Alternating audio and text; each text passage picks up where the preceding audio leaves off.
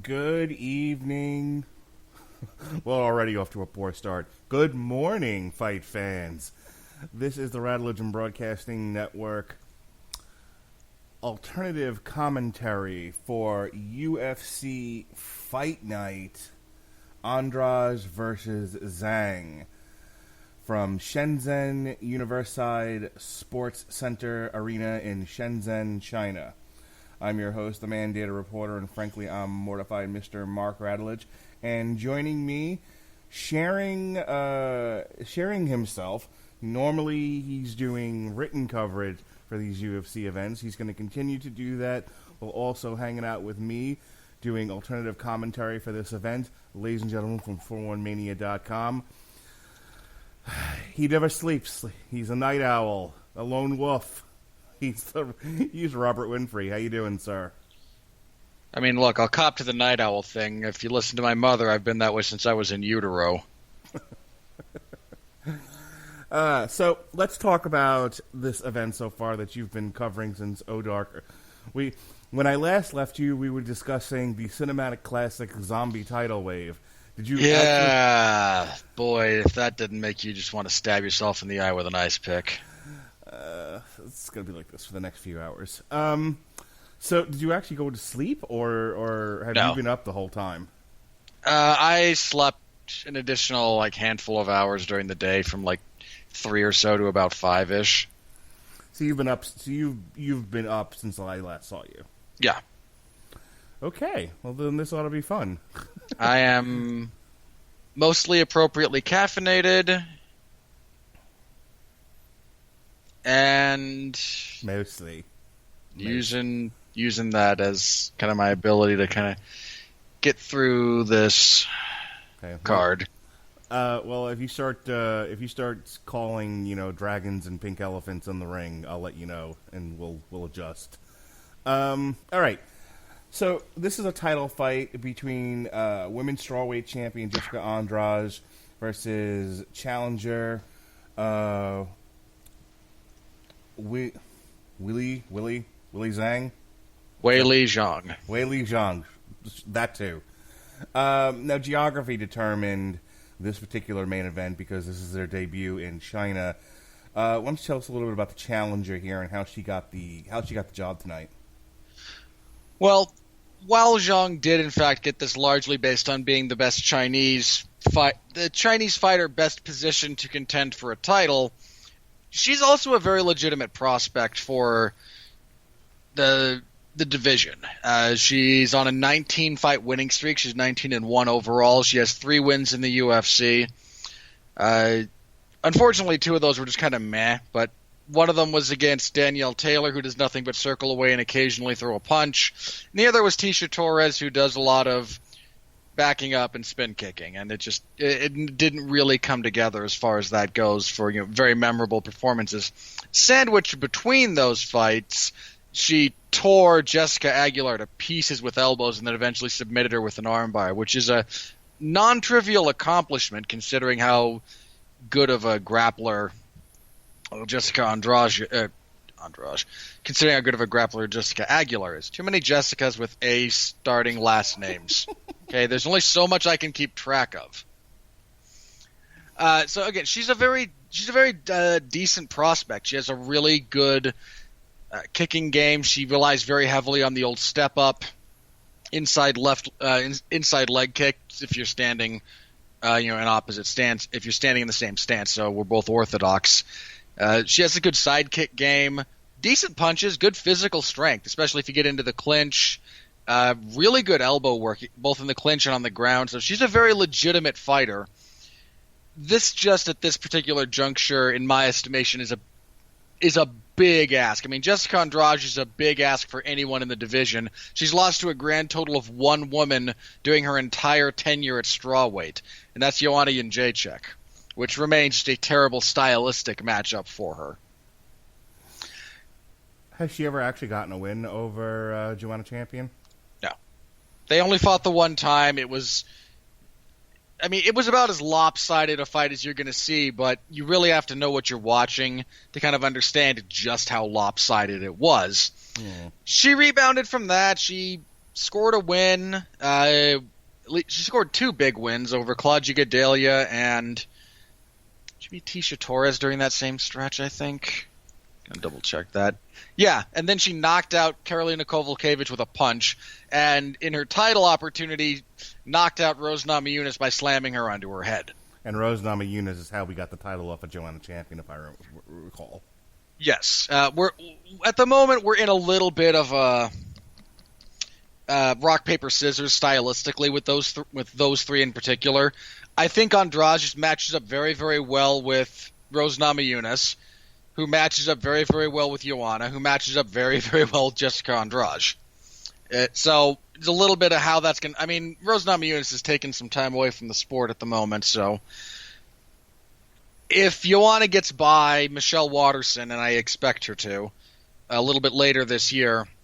They have to match up Joanna Champion then with Andrade. That would be the most logical thing to do next, yes. Okay. Let's go ahead and look at the rest of the main card here. Let's play the game Mark Massacres People's Names. Elijah Zaleski dos Santos versus Li Zhengliang at Not bad. welterweight. All right, I got through that one, right? We got a flyweight bout between Kai Kara-France versus Mark De La Rosa. Keenan Song at welterweight versus... No? Kanan Song versus Derek Krantz at welterweight. And we're going to kick things off with a catchweight fight at 129. I'm guessing somebody here didn't make weight. That would be Wu Yanan, who missed weight badly. Wu Yanan versus Mizuki Inoue. Tell us a little bit about the Wu Yanan versus Mizuki Inoue fight. What can we expect here between these 2 gals? It's hard to say. Wu Yanan only has 12 fights to her name. She's 1-1 in the UFC. She got pretty comprehensively worked in her debut, just didn't have a whole lot of answers. Forgive me, I forget who she fought in her debut. Then in her second fight, she fought Lauren... Oh, crap. Lauren Mueller. Which is weird because there's like 2 Lauren Muellers. Jesus Christ. There's 2 of them. One of them is pretty good. The other one, not so much. The one who's not so much trains with Dan Henderson. Big surprise. And she was able to armbar in the first round. So again, there's a little bit of an unknown as far as that goes. Mizuki Inoue's had a fairly decent career. Fought a lot in both Invicta and the deep female promotion, Deep Jewels, where she was the champion for a while, I believe. Mizuki's a fairly well-rounded fighter, known a bit more for her striking. So keep an eye out for that. The more this stays on the feet, the more I tend to favor Mizuki. Whereas Wu Yanan is, again, she's all right, but I'm not sure she's a genuine UFC caliber fighter. Her only UFC win is over someone who I think is like 1-3 in the promotion. So it's a little bit of a stretch as far as that goes, but that's kind of been the descriptor of this entire card. Now, Robert's been covering the entire card from soup to nuts here. The prelim card has just wrapped up as we move into our headliner card, our main card. It went down like this. Women's bantamweight, Caroline Rosa Quevedo versus defeated Lara Fritzen Presapio by split decision. That sounds like it was an absolute dreck.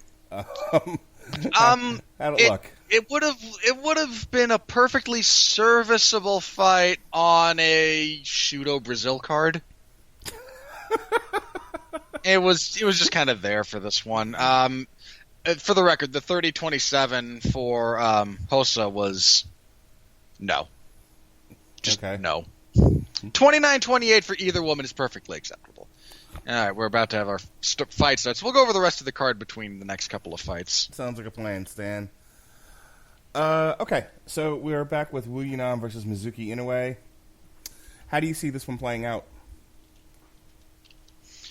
I'm leaning towards Inoue. Jeez, Wu Yanan is 5 inches taller. Only has half an inch of reach advantage, though. Again, the big story here is, again, Yanan missing weight by somewhere between 4 and 5 pounds, depending on how technical you want to get with the pound allowance. Do you know what happened with her camp, or? Not a clue. Okay. Just missed weight. And she weighed 129 for the record for a flyweight bout, which nominally takes place at 125. In a non-title bout, they'll give you a pound allowance. So again, it is a little bit unclear whether or not she missed weight by 3 pounds or 4 pounds. Mm-hmm. And has anything come out as to why, or is she just... Not that I'm aware of. Just missed weight. We lost one of the main card fights earlier yesterday, I think. Technically yesterday. Movsar Evloev was supposed to fight a late notice replacement guy, something Liu. Forgive me, I'm not looking at the name, and it's a rather lengthy Chinese name. And just Liu suffered a cut after the weigh-in. Actually, weighed in successfully, just doing some light sparring, got cut, was medically unfit to participate. Which happens. All right, here we go. Both fighters take the center of the octagon. A lot of high energy from these two. A lot of bouncing around. A lot of, not necessarily fainting, but kind of shifting with the hands, looking for an opportunity. And somebody finally threw something. Didn't hit anything though. That was Wu Yanan with a leg kick, or at least an attempt at one. Mizuki steps forward, throws a 1-2. Yanan fires back with a left side kick. Yeah, expect a lot of the lead leg side kick throughout the rest of this event. It's a prominent feature of a lot of Chinese fighters. And in fairness, it's not a bad technique to adapt, but you're going to see a lot of it. Mizuki, I think, attempting a takedown. Yanan shrugged her off. And Yanan followed up with a leg kick. You can see some of the height disparity here in this fight. In all honesty, Inoue might not be all that uncomfortable if she were to fight at 115. Just looking at her body type. Mm-hmm. Or the other way around is if this woman has a hard time, with her height and weight, making 125, she might want to go up to bantamweight. Also a definite possibility. Again, this is the first time I believe that Wu Yanan has missed weight. Mm-hmm. So I tend to subscribe to the theory that with the randomness of the universe, everybody gets 1. Sure. 2, and you got a problem. 3, and what the F, man. So, 4, and you are in the title of fat. So Mizuki steps forward, starts laying in strikes. Yanan's sort of shrugging them off, but Yanan is playing a very defensive game right now. She's sort of circling away, occasionally throwing a leg kick. She's not being particularly aggressive. Mizuki is the one who keeps stepping forward and trying to engage. Yanan fired off a series of leg kicks there. She does not want to get hit by Mizuki. Every time Mizuki steps forward with punches, Yanan circles away and kind of trying to pushes her off, which is interesting to me because she doesn't use those opportunities to maybe look for a counter. We finally see some counter striking back from Yanan, but it's taken a bit. Only half a round. You think she's just feeling out Mizuki, saying what kind of power she has? Well, what maybe can she look for in a later round? There's always a little bit of trying to get the timing of your opponent and whatnot, but some of it's also, again, you're unlikely to see the highest level of what mixed martial arts has to offer from these two. This event brought to you by Hobbs and Shaw, which I guess just came out in China. If I were to guess, barely crossed 600 million worldwide at the box office, which we talked about a little bit on Damn You Hollywood's review of Ready or Not with myself and Alexis Hana. So yeah, if it's going to crack that $1 billion mark, if it's going to make its goal, it's going to do so with foreign box office receipts. I'm not sure what I just saw there. She did this little hop and threw a right, and it just looked very awkward. Yanan did. Okay, again, there's a lot of that in these fights. So Mizuki is trying to get something with a tie clinch. She lands a right and then disengages. Yeah, Yanan has shown in this first round she does not really want to go get into a striking battle, give and take with this woman. Is Mizuki known for knocking people out? Not so much knocking them out as just that's where she does her best work. And Yanan does not want to engage in a prolonged striking exchange with her. It's not where she's at her best, and it's where, in a way, is at her best. All right, so Mizuki again goes into a tie clinch, and this time Yanan fought her way out of it. Yanan is trying very hard to maintain a strict kicking distance. She doesn't want to be in boxing range here. It's very obvious that that's the case. So anytime they get close, she's working to she either needs to get all the way into a full-on clinch, not the half-collar tie that we see here a lot, or get all the way out. And Mizuki's the one having more success thus far, kind of forcing the fight to be at the range she wants it. Yeah, she's as they say, and I know you hate this phrase, but she's been pushing the pace. She's been engaging. She's been the aggressor, and it's been working for her. Yanan tried to come on right there at the end of the round, but Mizuki evaded, and the round ended. So I'm going to have to go ahead and say 10-9 for Mizuki on that one. And for the record, the reason I hate pushing the pace as this catch-all is because people use it as like a euphemism for, but they were going forward, and that's what I like to watch, even if they miss everything. Well, it is a bit of a criteria in scoring, and if all other things being equal, sure. It's just very rarely that all other things are equal. Yeah, and clearly she was landing. She was aggressive. She was pushing. She was landing. If your criteria for who won the round is who would you have rather have been, I would have rather have been Mizuki in that round. Which I'm not sure is in fact part of the scoring criteria, but given how archaic it is in some places, and for the record, we are under the new rules this evening, but I'm not entirely sure which definition of a grounded opponent we're using, because the American Boxing Commissions did change it a little bit about a month ago, I think. And certain commissions have adopted that new definition. Other commissions are using the definition from the newer rule set. And any place that uses the old rule set uses the old definition. Welcome to my life. Clear as mud, Chief. Clear as mud as we begin our second round. Yeah, it's a nightmare. It really is. All right. Hey, government bureaucracy. Boy, what could go wrong? All right, we begin the round much as we began the first round here. They take the center, both of them looking for some opportunities. Yanan started with a leg kick. She just went after Mizuki, throwing a series of strikes, none of which hit. Now she's being much more aggressive this round.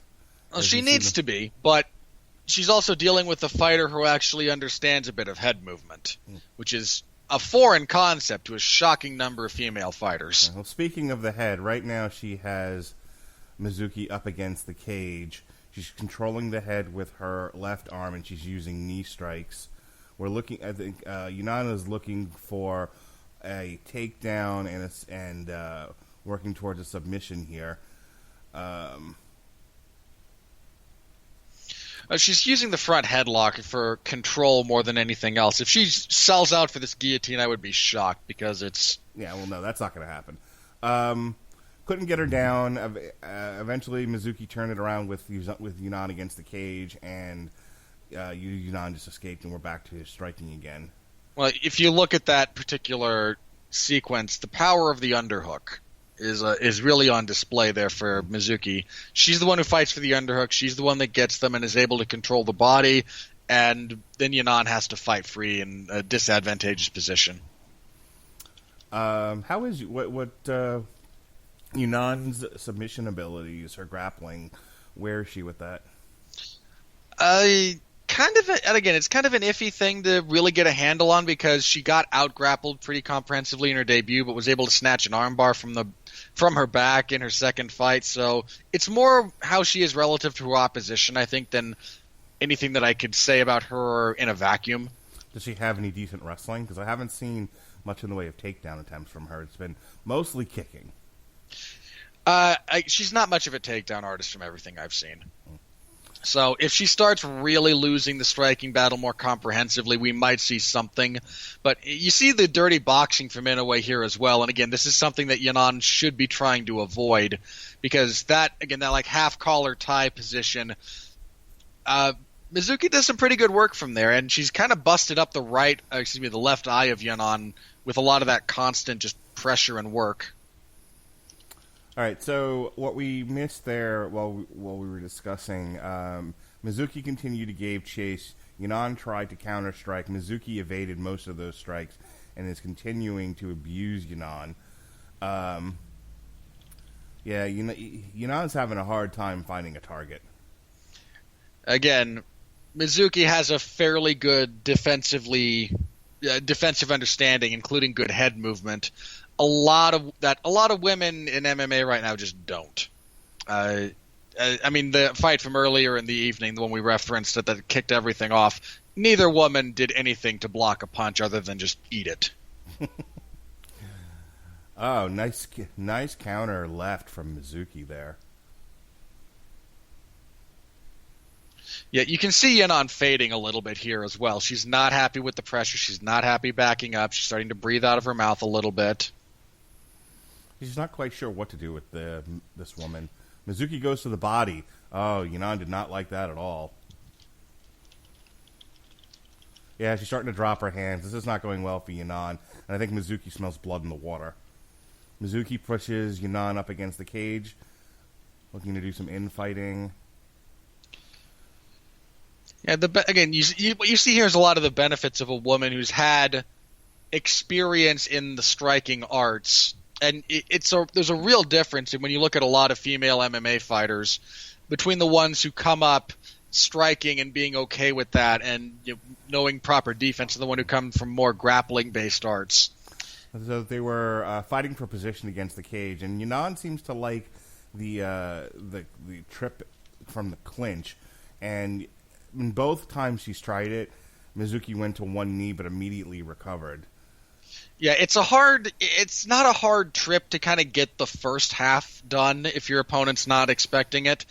If they are, it's a really hard thing to actually finish. Okay. And that was the end of our second round. Again, I'm going to go 10-9 Mizuki. Yeah, I agree with that. Mizuki's pressure, her pace, her effective striking, her effective defense. I don't think Yanan's landed more than about 5 or 6 clean punches or kicks all fight. Yeah. She's missed a lot. She's thrown a fair amount, but one of the things I've seen with Mizuki in these past 2 rounds is her ability to evade and continue to move. Her striking defense relative to this match has been pretty good. Yeah, she's doing a lot of evading. She's doing a lot of slipping and countering, whereas Yanan seems to be in either punch or slip mode. And in fairness to Yanan, getting those two to actually blend together is a fairly difficult thing that takes a lot of practice. That doesn't stop her from not actually having that asset at her disposal here, and it is definitely biting her, as Inoue does. All right, we are back. This is our third and final round between Wu Yanan and Mizuki Inoue. Here we go. Wu Yanan needs something spectacular here, and I'm not even sure what avenue she has to really attack for it. I imagine she'll force a clinch, and we might see the terrible headlock takeover attempt. I don't know what she needs to do to force this to force an opening here, but she needs to try to finish this with a head kick. Yeah, she has a pretty. Speaking of Wu Yanan's strengths, she does have a good kicking game. Unfortunately, her lack of distance control in this fight is really biting her. She's never in a position to really throw it with any degree of hoping it'll actually land. Mizuki's very good about just getting close enough to the point where a head kick is just not really a viable weapon to even attempt. I was thinking maybe if she can bait Mizuki into something, countering with any kind of spinning back kick. Yeah, she really does have to hope that Mizuki gets away from what's been working more than anything else, because Yanan has shown no ability to really change things up as far as that goes. Who was and the Brazilian who had one shining moment in the UFC where he won the fight with a spinning back kick? You're going to have to be way more specific. Oh. That has happened more than once. There's one in particular I'm thinking of. But so Yunnan went for a takedown there, and Mizuki just fought her off. Mizuki's hair is now loose from the way she had it. I'm hoping that doesn't distract her or get in her eye or anything, prevent her from defending herself. It happens a surprisingly high number of times. I mean, she's also got them all in braids. I don't think it'll be much of an issue. If it does become an issue, this is categorized more as an equipment failure. They'll pause the action, they'll put a tie back into her hair, and we'll be back to fighting. We need a scrunchie. We need a scrunchie. Yeah, I mean, that's kind of what would happen. All right, they tie up here in the center. I think at this point, Yunnan just seems to be trying to look for anything to stop this woman from hitting her, which isn't going very well. As we see Mizuki push her to the cage, she's got underhooks, and she's using her elbows. Yeah, the way to get someone like... There's a couple of ways to get someone like Mizuki off of you in this case. One of them is just to hit them really hard. But Inoue's defense is preventing a lot of that. The other, if you can't reliably punch, stick something in the way of their head when they're trying to close distance. An elbow, a knee. If you're feeling like it, duck your head and use the top of your head. Just get something in there to disrupt that forward pressure. But Inoue's not diving through distance enough to really make that all that viable. They just put up an advertisement for the event here in Tampa, which is Joanna Champion versus Michelle Waterson. I think I'm going to sit that one out. Why? Because UFC fights are expensive. That is true.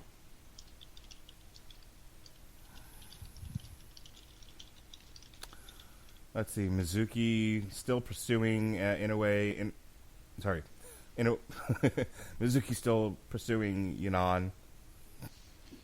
Yeah, you can see Yunnan, to her credit, she is trying a few things because of the way Mizuki keeps ducking. She's trying to go to the uppercut, but at this point her arms are fatigued and she just doesn't have the quickness of hand to really get there before Inoue is able to get a read on it and then readjust herself to avoid it. Well, the other thing I'm noticing is Yunnan isn't circling like she was. She's kind of just backing up.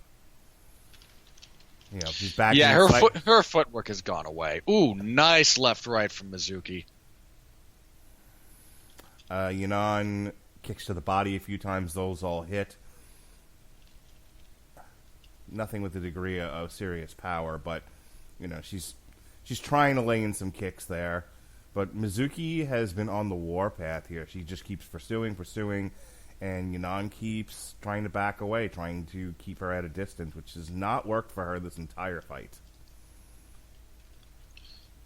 Yeah, Yunnan has been a little bit outgunned, a little bit definitely out-techniqued, and does not seem to have a plan B that she can reliably go to.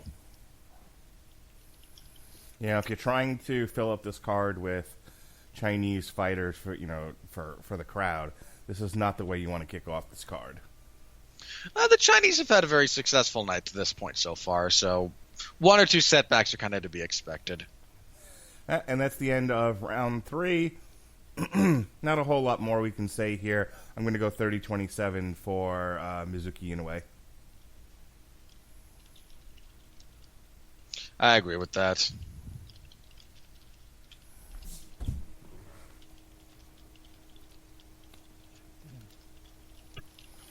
We have our decision here. 29-28, 29-28, and 29-28. Your winner by split decision. For some completely odd reason, Mizuki Inoue. Robert, what the hell, man? Look. What kind of Chinese shenanigans we got going on here? How does any judge in the sport of MMA, even in a hometown, first appearance situation in China thing, how do you give any of those rounds, any of them, to Inoue, let alone 2? I have no idea how you give Wu Yanan any of those rounds, much less 2 of them. That baffles me. Which 2? I couldn't give her 1. Like, I'm not sure. I don't know. Maybe you could argue the first, I suppose. That's a big maybe, though. Yeah, I'm struggling here. Yeah, look, there's been some weirdness on the scores tonight. There's not been any bad decisions, but there have been some.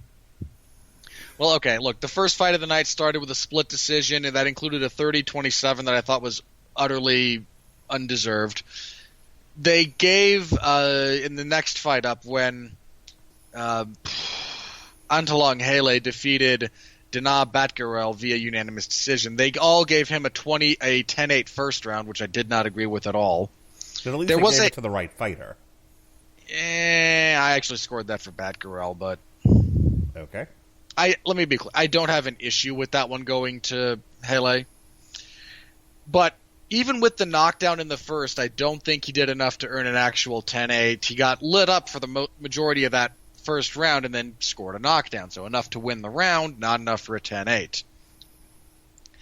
There was not a couple of 10-8s given to Damir Ismagulov, despite him just kind of putting a beating on Thiago Moises.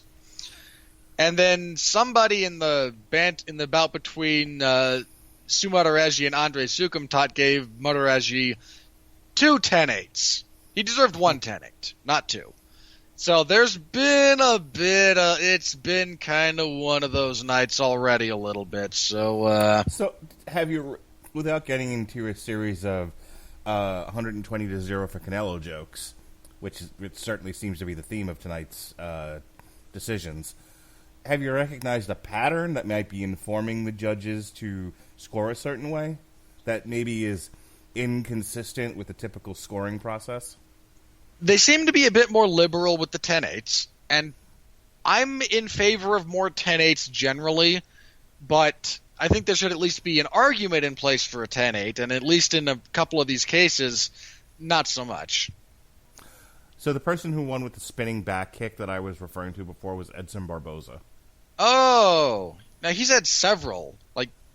Barboza's been a pretty solid guy, actually. I mean, we can kind of see his ceiling, but he's not just a flash in the pan. No, and I wasn't suggesting that he was. I was more alluding to the fact that he wins this fight with a spinning back kick, and then it was like, you're in all the main events now. And then he peters out, and it's like, as you said, there's a ceiling for him at a certain point, and past that, he was having some difficulties.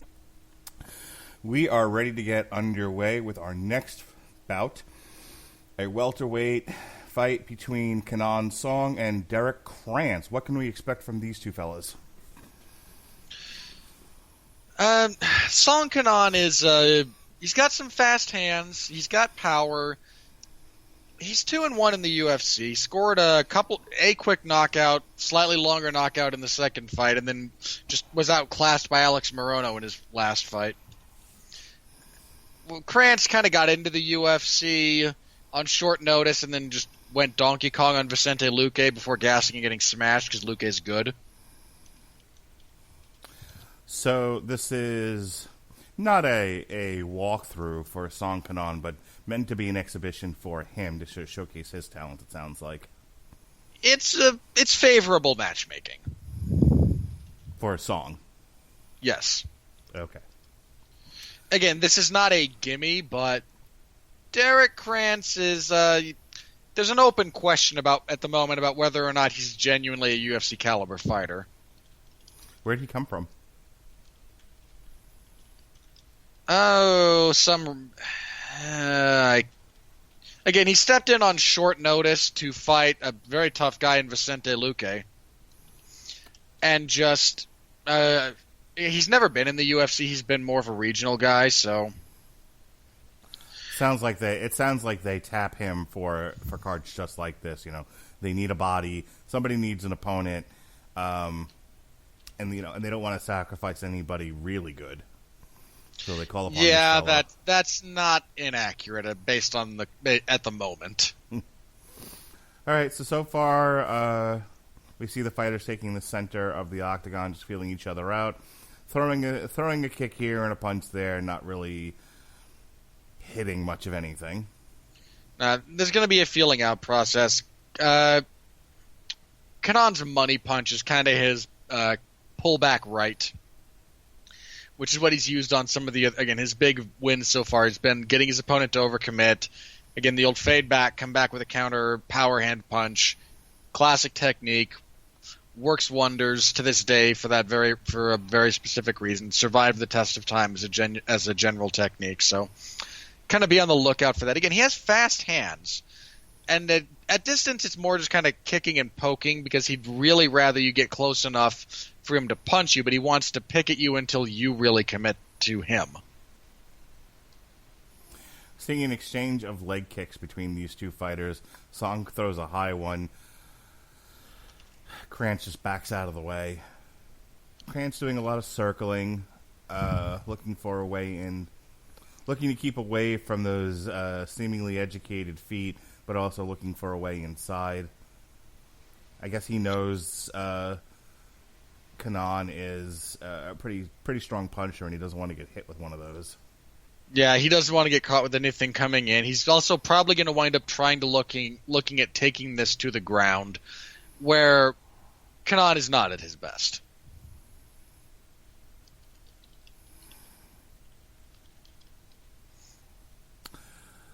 So when you were doing these commentaries and you have a situation where we both get quiet, it's because there's not a whole lot to say, and I'm trying to follow the action. Finally, these two engage, and we see them now grappling up against the fence. It looks like Krantz was trying to get something going with a takedown. Kanon blocked it, turned it around, and then disengaged. Now Krantz is headhunting. He's looking for an opportunity with his striking. It looks like he's using his striking to set up possibly a takedown, figuring, if he just comes in swinging, then that gets him close. So far, it has not been tremendously effective. No, he's got to find a much more reliable way of getting into close proximity. And he's got to do something to get... You can see him trying a little bit here with his punches, but he either doesn't have the pop on them or just doesn't have a feel for the timing to get Kanon to really respect his power and stop and change up the game plan. There was a couple of good kicks there by Kanon. Yeah, he's a decent... Again, at distance, he's a pretty good kicker, and it's less... I hate to say it's less trying to finish you because he'll take it if he can get it, but it's more trying to really goad you into just doing something stupid. It's very...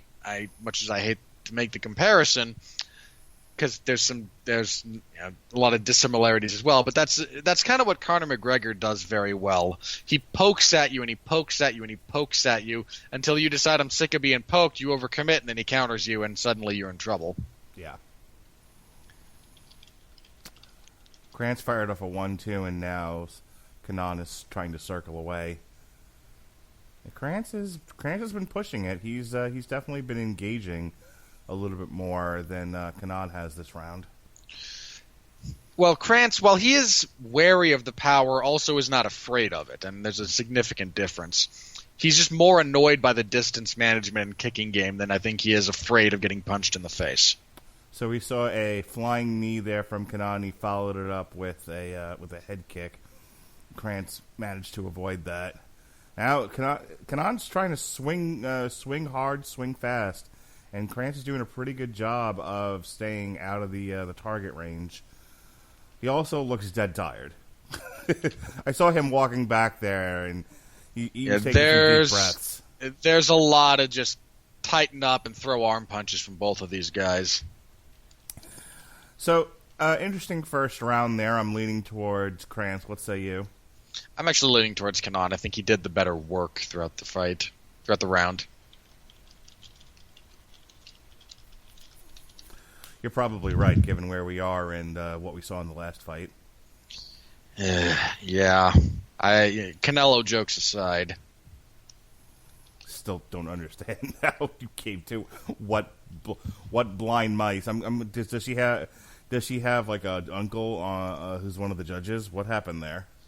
I couldn't tell you. But again, a decent enough first round, and both men have some avenues of success. Again, Krantz seemed to be okay in the clinch, and it's not like he wasn't landing punches, he just wasn't able to find anything consistently, whereas Kenan was scoring a bit more, again, just throughout the totality of the round with his kicking game. Did a good job staying off of the fence, and the one time they did really clinch up, Kenan kind of got the better of it positionally.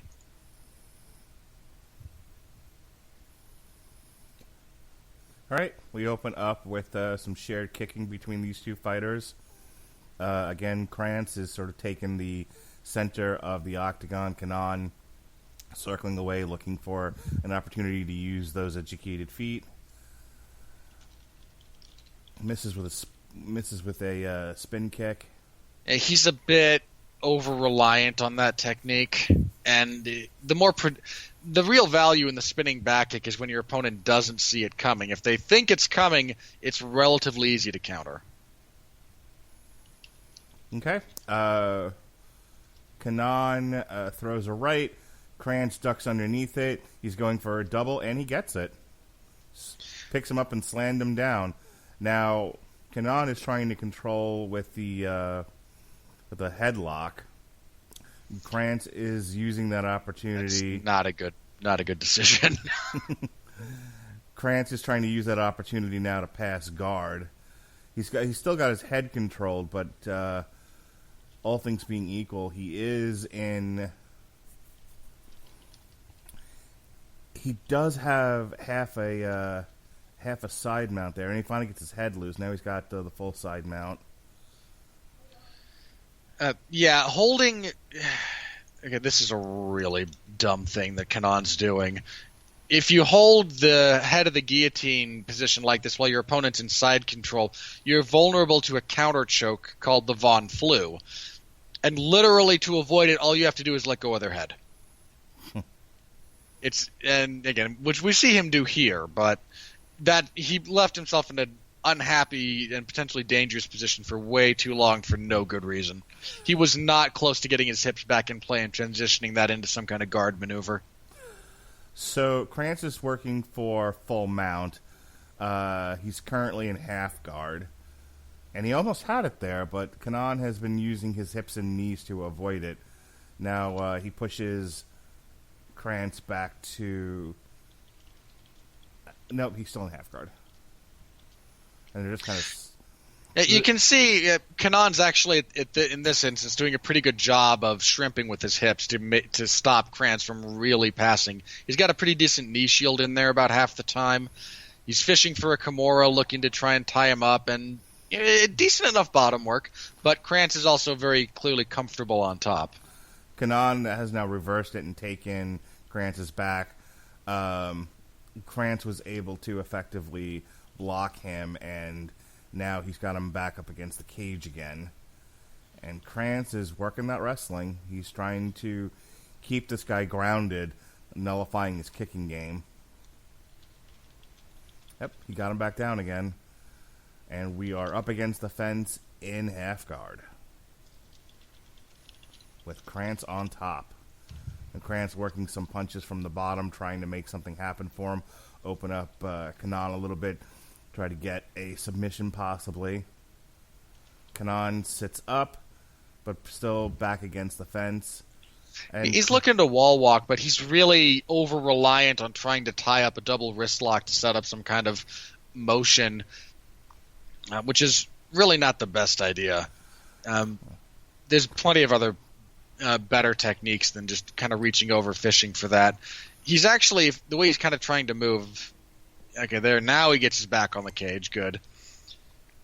But as he wall walks, he's not properly fighting the hands, and he's not properly controlling Krantz's posture.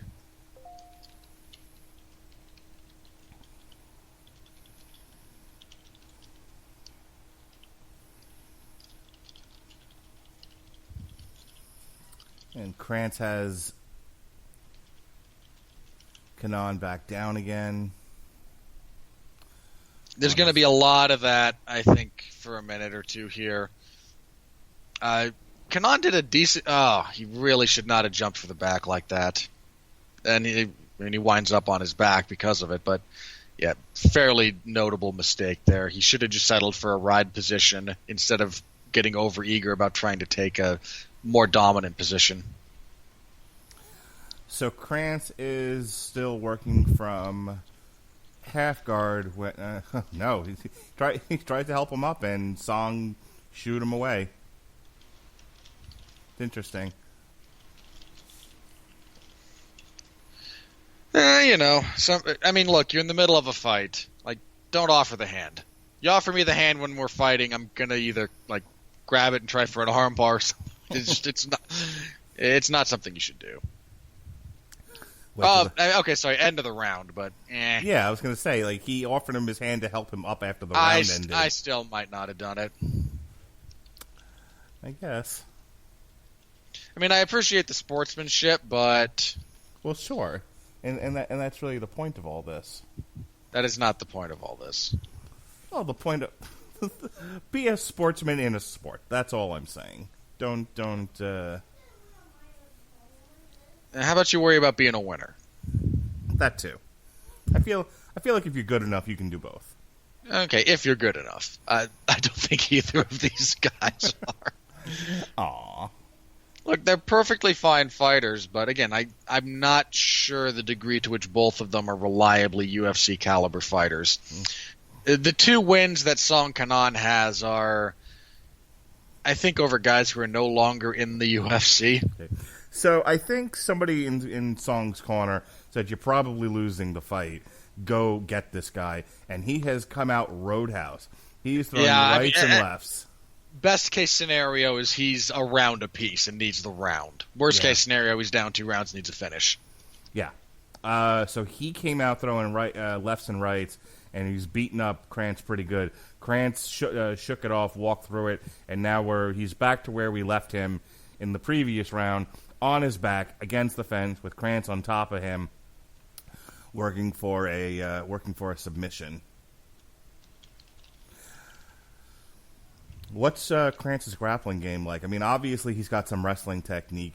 He's been pretty reliant since the beginning of the second round on takedowns. But does he? How good is his submissions? Oh, he's busted up good. Song really went at him. And Song landed plenty of those punches he was throwing. Mm-hmm.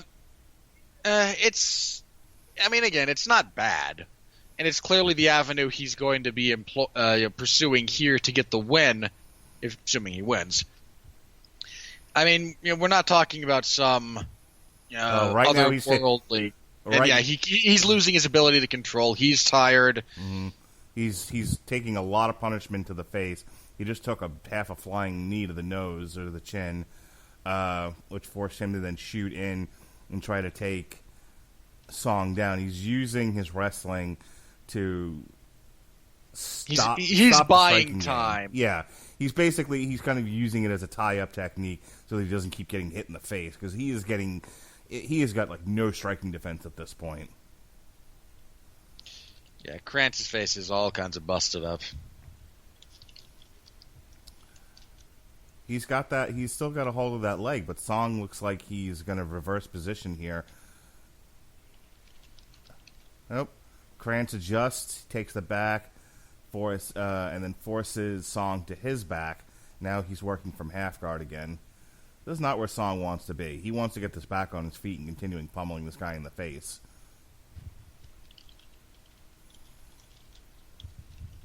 It's got to be frustrating when you know you're the dominant striker and you can see a guy fading and then he just mauls you from the ground like this. Because it's not like Krantz has been particularly effective in trying to get a submission, but he can't get him off of him. Yeah, it's a deeply frustrating thing for a lot of fighters. And finally, Song is able to escape. He puts his hands on his knees, takes a deep breath. Not a good look for Song. And we're back into it again. He's getting some bouncing going, trying to get that adrenaline up. A bit lackadaisical from Song. It's not like you're winning the round, pal. He's probably winning the round. He's done the actual damage, and Krantz hasn't done a whole lot with his top control. Could go either way. Probably I not, though. I technically have them around a piece at this point, so it's coming down to this round. And if Krantz can secure a lot of top control time, he might be able to ice it and get it. Or if he gets a lot of offense off, but they're both sucking a lot of wind. Yep. And in fairness to these two, this has been a relatively decent paced fight, so. Yeah, they're both pretty tired. Song's got his hands down at his hips. He's breathing pretty heavy. They are hoping time passes very quickly. They're both done. Yeah, they've both looked up at the clock and then had a brief look on their face like, oh, God, really? Not exactly a stellar performance on either side. A lackadaisical front kick from Song. You know, a guy with any kind of wind and better ability would have murdered these two. I am deeply aware of that fact. Krantz eats a left from Song, and now they're just kind of standing there, trying to make a show of it, but being grossly ineffective. Yeah, neither of these guys has the wind for this kind of fight. There was more life in the zombies from Zombie Tidal Wave than these two have right now. Ugh. I mean, you're not wrong, but ugh. Yep. All right, we have our decision here. Kanan Song defeats Derek Krantz by unanimous decision, 29-28 times 3. Okay. I mean, I'm not going to piss and moan about this too much. You heard from Robert Winfree that one of those, they were probably going into the third round around a piece. And then Kanan did the lion's share of the damage. I'd even argue he did the lion's share of just the work in general. Again, just the whole thing about this, if you think that Krantz might have won, comes down to the first round, because Krantz clearly takes the second. Kanan pretty clearly takes the third. So it's how you scored the first. Yeah, I mean, I don't know. I still like Krantz in that first round, but I can concede the point to where a judge would give it to Song. I just didn't think he was as busy as Krantz in that first round. But again, it's not enough for me to get my dander up and get pissy about it. All right, let's move on to our flyweight battle here. We got Kai Kara-France versus Mark De La Rosa. How do you see this one playing out? What do you like about this fight? Well, it's flyweights. I like flyweights. Kai Kara-France doesn't really do boring fights. He's an action fighter.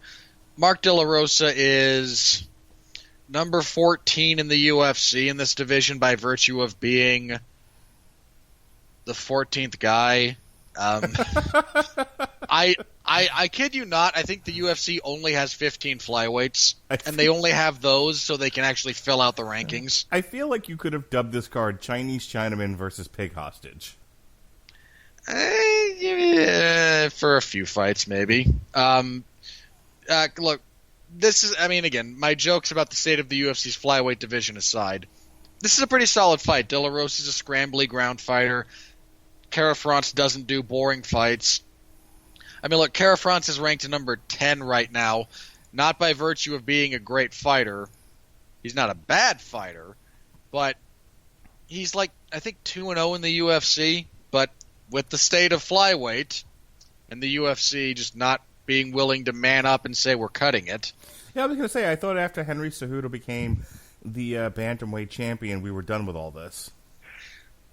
Yeah, that's what we all kind of thought, was that's going to be a great excuse for them to backdoor cut it, but now they're making noise about Henry Cejudo's first fight back once he's done healing up from his shoulder surgery will have to be defending the flyweight title against Joseph Benavidez, or he's just going to have to give up the belt. And I don't know. Look, the UFC spent like the last 10 to 12 months, cutting about half of the flyweight roster. And now for some reason they've kind of reversed. I mean, look, I can accept you want to tear down to rebuild kind of mentality, but they deliberately, like, this is the only division in the entire sport that I can say the UFC does not have, say, two of the best three flyweight fighters in the world. Now you're referencing one, I'm imagining? And Ryzen. I wonder because the UFC does not have either Kyoji Horiguchi or Demetrius Johnson. Well, they got rid of Demetrius, and they got Funky Ben Askren in return. But what they got was a star-making moment for Jorge Masvidal. Let's be clear about that. What I'm wondering is if they figure maybe they can save money by doing one-fight contracts with some of these foreign fighters from elsewhere in the world, rather than keeping them on the roster and having to pay health insurance and all of that. They don't. No, fighters aren't employees. Okay. So I don't know. Other than they just don't care, and I guess they figure they'll deal with it when they need to. And I'm not really sure. It's more that. What the mentality is. Look, if I knew, I could talk about it. I don't know. It makes no sense to me. Again, I love this division. It's one of my favorites to watch. Mm-hmm. It's action, it's scramble, it's technical, and again, the UFC spent the last several months cutting talented flyweights off the back of one loss, and it does not make sense to me if you're trying to in kind of a rebuilding thing, because they're not signing anyone who's new that's really lighting anything on fire. They've had, I think, less than half as many flyweight fights year to date in 2019 as they did to the same point last year. I'm actually surprised they don't have more Chinese flyweights on this card. Who knows? Wow. Kara France has 4 inches of reach. That is not insignificant at this weight. What is it? In the height, I think one of them was 5'6". De La Rosa was 5'6", and Cara France was 5'4". But Cara France has a reach advantage? Yes. Huh.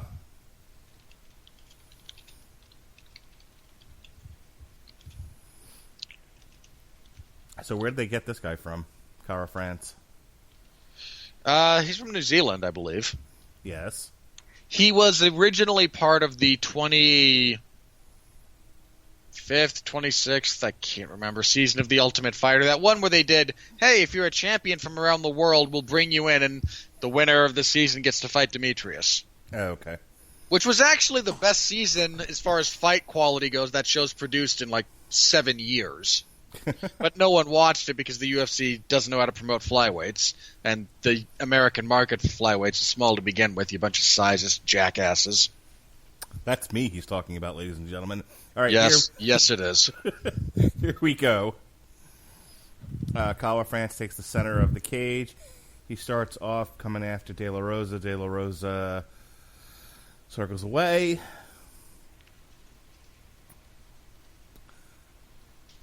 De La Rosa finally starts to come forward, throws a left and right and a leg kick, none of which seem to hit.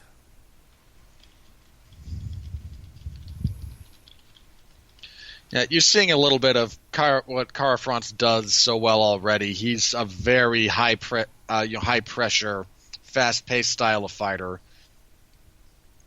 I mean, he was successful briefly on that season of The Ultimate Fighter, knocked out his opponent to qualify for the show, and then just lost in the first round to, I believe, Alexandre Pantoja, who's still in the UFC.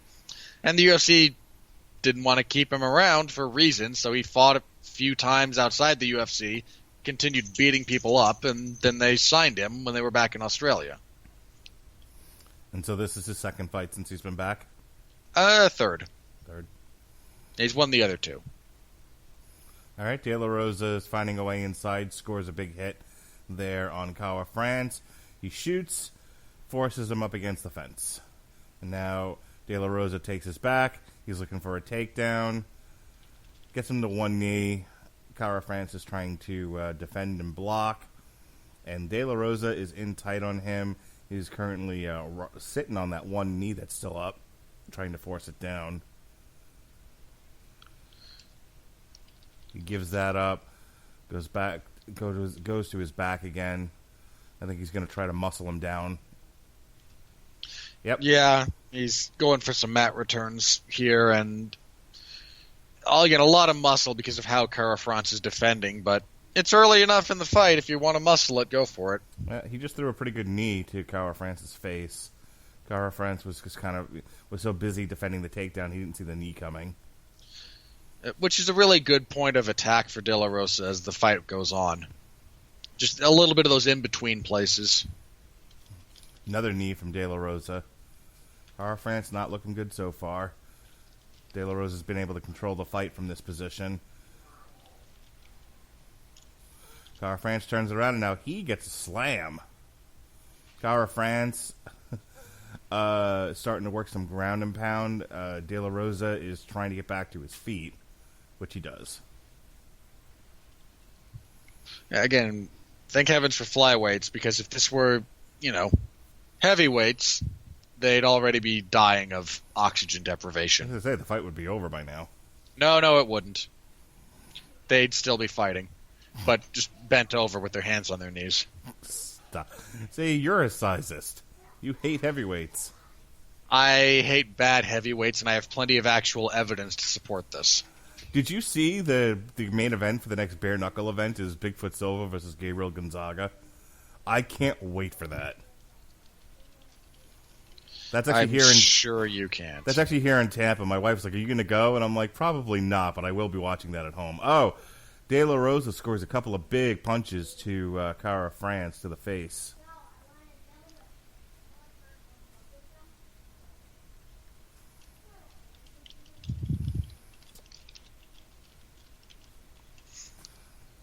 Yeah, De La Rosa is doing a really good job of kind of being the more just settled, mentally focused counter fighter, and is landing quite well because of it. It's been a pretty back and forth affair so far. De La Rosa came forward there. He got countered by Cara France. Yeah, both men are definitely having moments of success. We're down to less than a minute here, 45 seconds on the clock.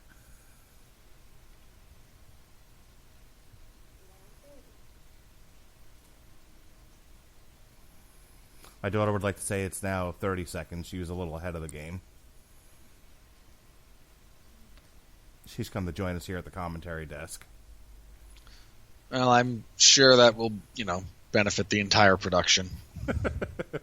De La Rosa went for a takedown. Cara defended. He ended up going face first in the dirt, and they're back both on their feet again.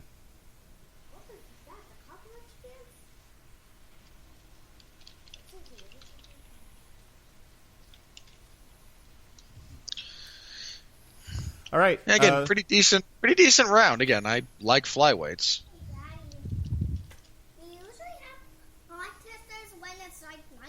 Okay. If you're going to be out in the living room, go put underwear on. Thank you.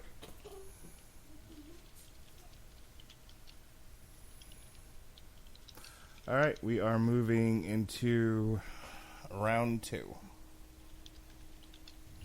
I'm actually going to lean towards De La Rosa in that first round. Yeah. De La Rosa had a fair amount of takedowns, had some good knee strikes. Seemed to be the busier of the two fighters. I mean, I think it's by a hair's breadth, but I'm going to agree with you. De La Rosa took that first. Again, very competitive fight thus far, and De La Rosa is actually performing better than I expected.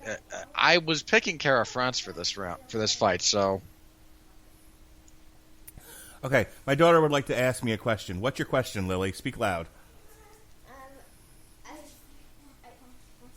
don't know what that move was they just did. Like, I do not. It looked very...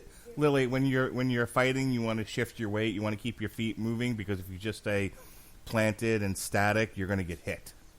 So that bouncing that they're doing, that's proper fighting. And we see, and the round starts off with Cara France coming out strong. He's throwing a series of lefts there. De La Rosa backs away, circles. Now he's coming forward, throwing a series of rights and lefts. High kick from Cara France. Seemed to be something of a roundhouse. De La Rosa kind of ducked underneath it. Oh! Cara France finally scores a right, and down goes De La Rosa. There we go. Cara... We have some Cara France fans in the house right now. De La Rosa landed on his back, but he blocked any forward momentum from Cara France and got back to his feet again. Lost opportunity for Cara France. Kind of disappointing. A good hit, though. The man has power, and fortunately he also knows how not to force things. Cara France still coming forward here, walking. Oh, good shot to the legs there. Kicked. Cara France kicked De La Rosa's legs out from under him, and he went down on his ass. Hey, Daddy. I actually have a question. Are they in the wing?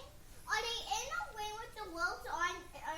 Do you see ropes? No, I feel like Then you've answered your own question, haven't you? Yeah, I feel like that's my imagination.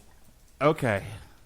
Commentary from our foreign desk here between Jonas and Lily Radulich discussing whether or not this is a ring or a cage. It's that expert commentary that you can expect here on the Radulich and Broadcasting International team. Oh, yeah, I'm on TV. Anyway, Yeah, Cara France was really not happy with how that first round went, apparently, and he is on the warpath this round. He just scored a pretty good head kick there.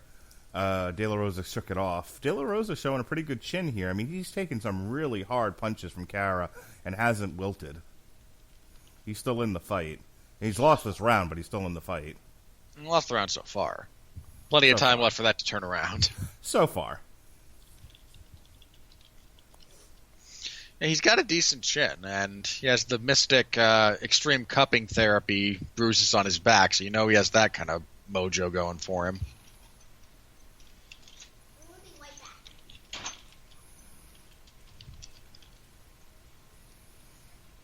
All right, we see Cara France start to, I liked his use of the jab in this round.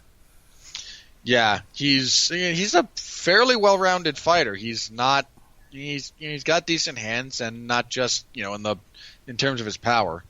Side kick there from De La Rosa. De La Rosa scores with the left jab right to the nose. Yeah, both guys have fairly decent jabs, which is not uncommon for the division.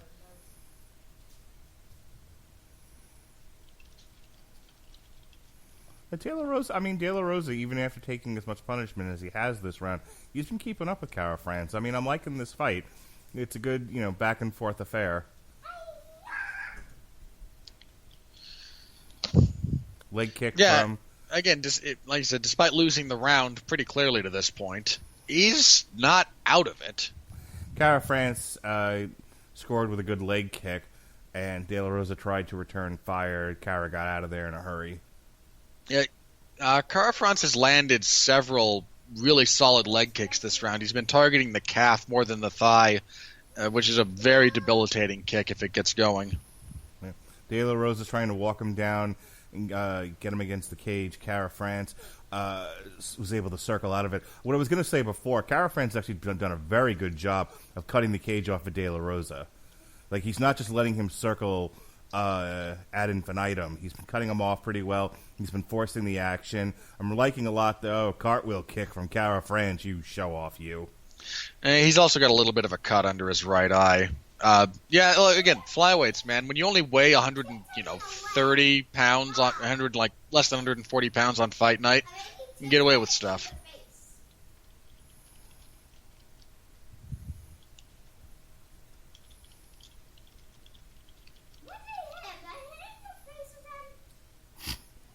My son's getting into this fight.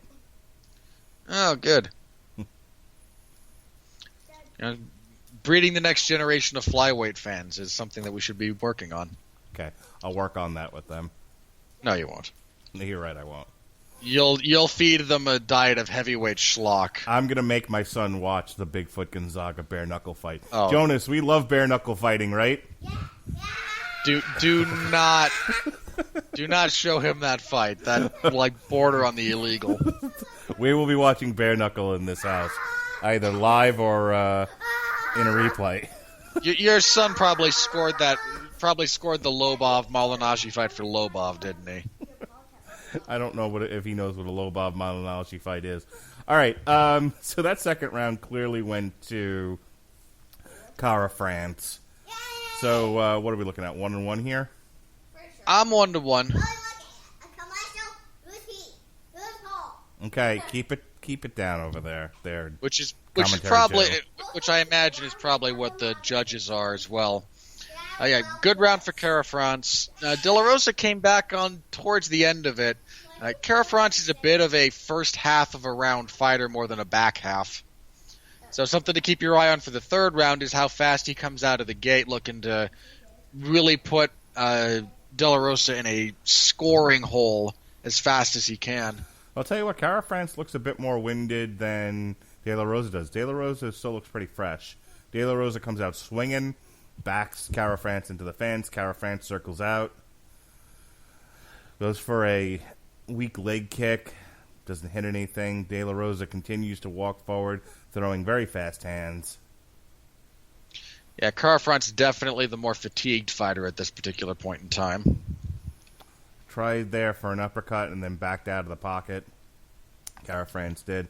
Throws a leg kick, and De La Rosa is trying to end this fight. He is not comfortable with these scorecards and wants to try to get a finish here. He is not coasting to victory. I would look if I'm him, and I think again, best case scenario, you're a round apiece, and there's a real chance that you might have lost the first round. Get after it. Yeah. Yes, Lily. How can I help you?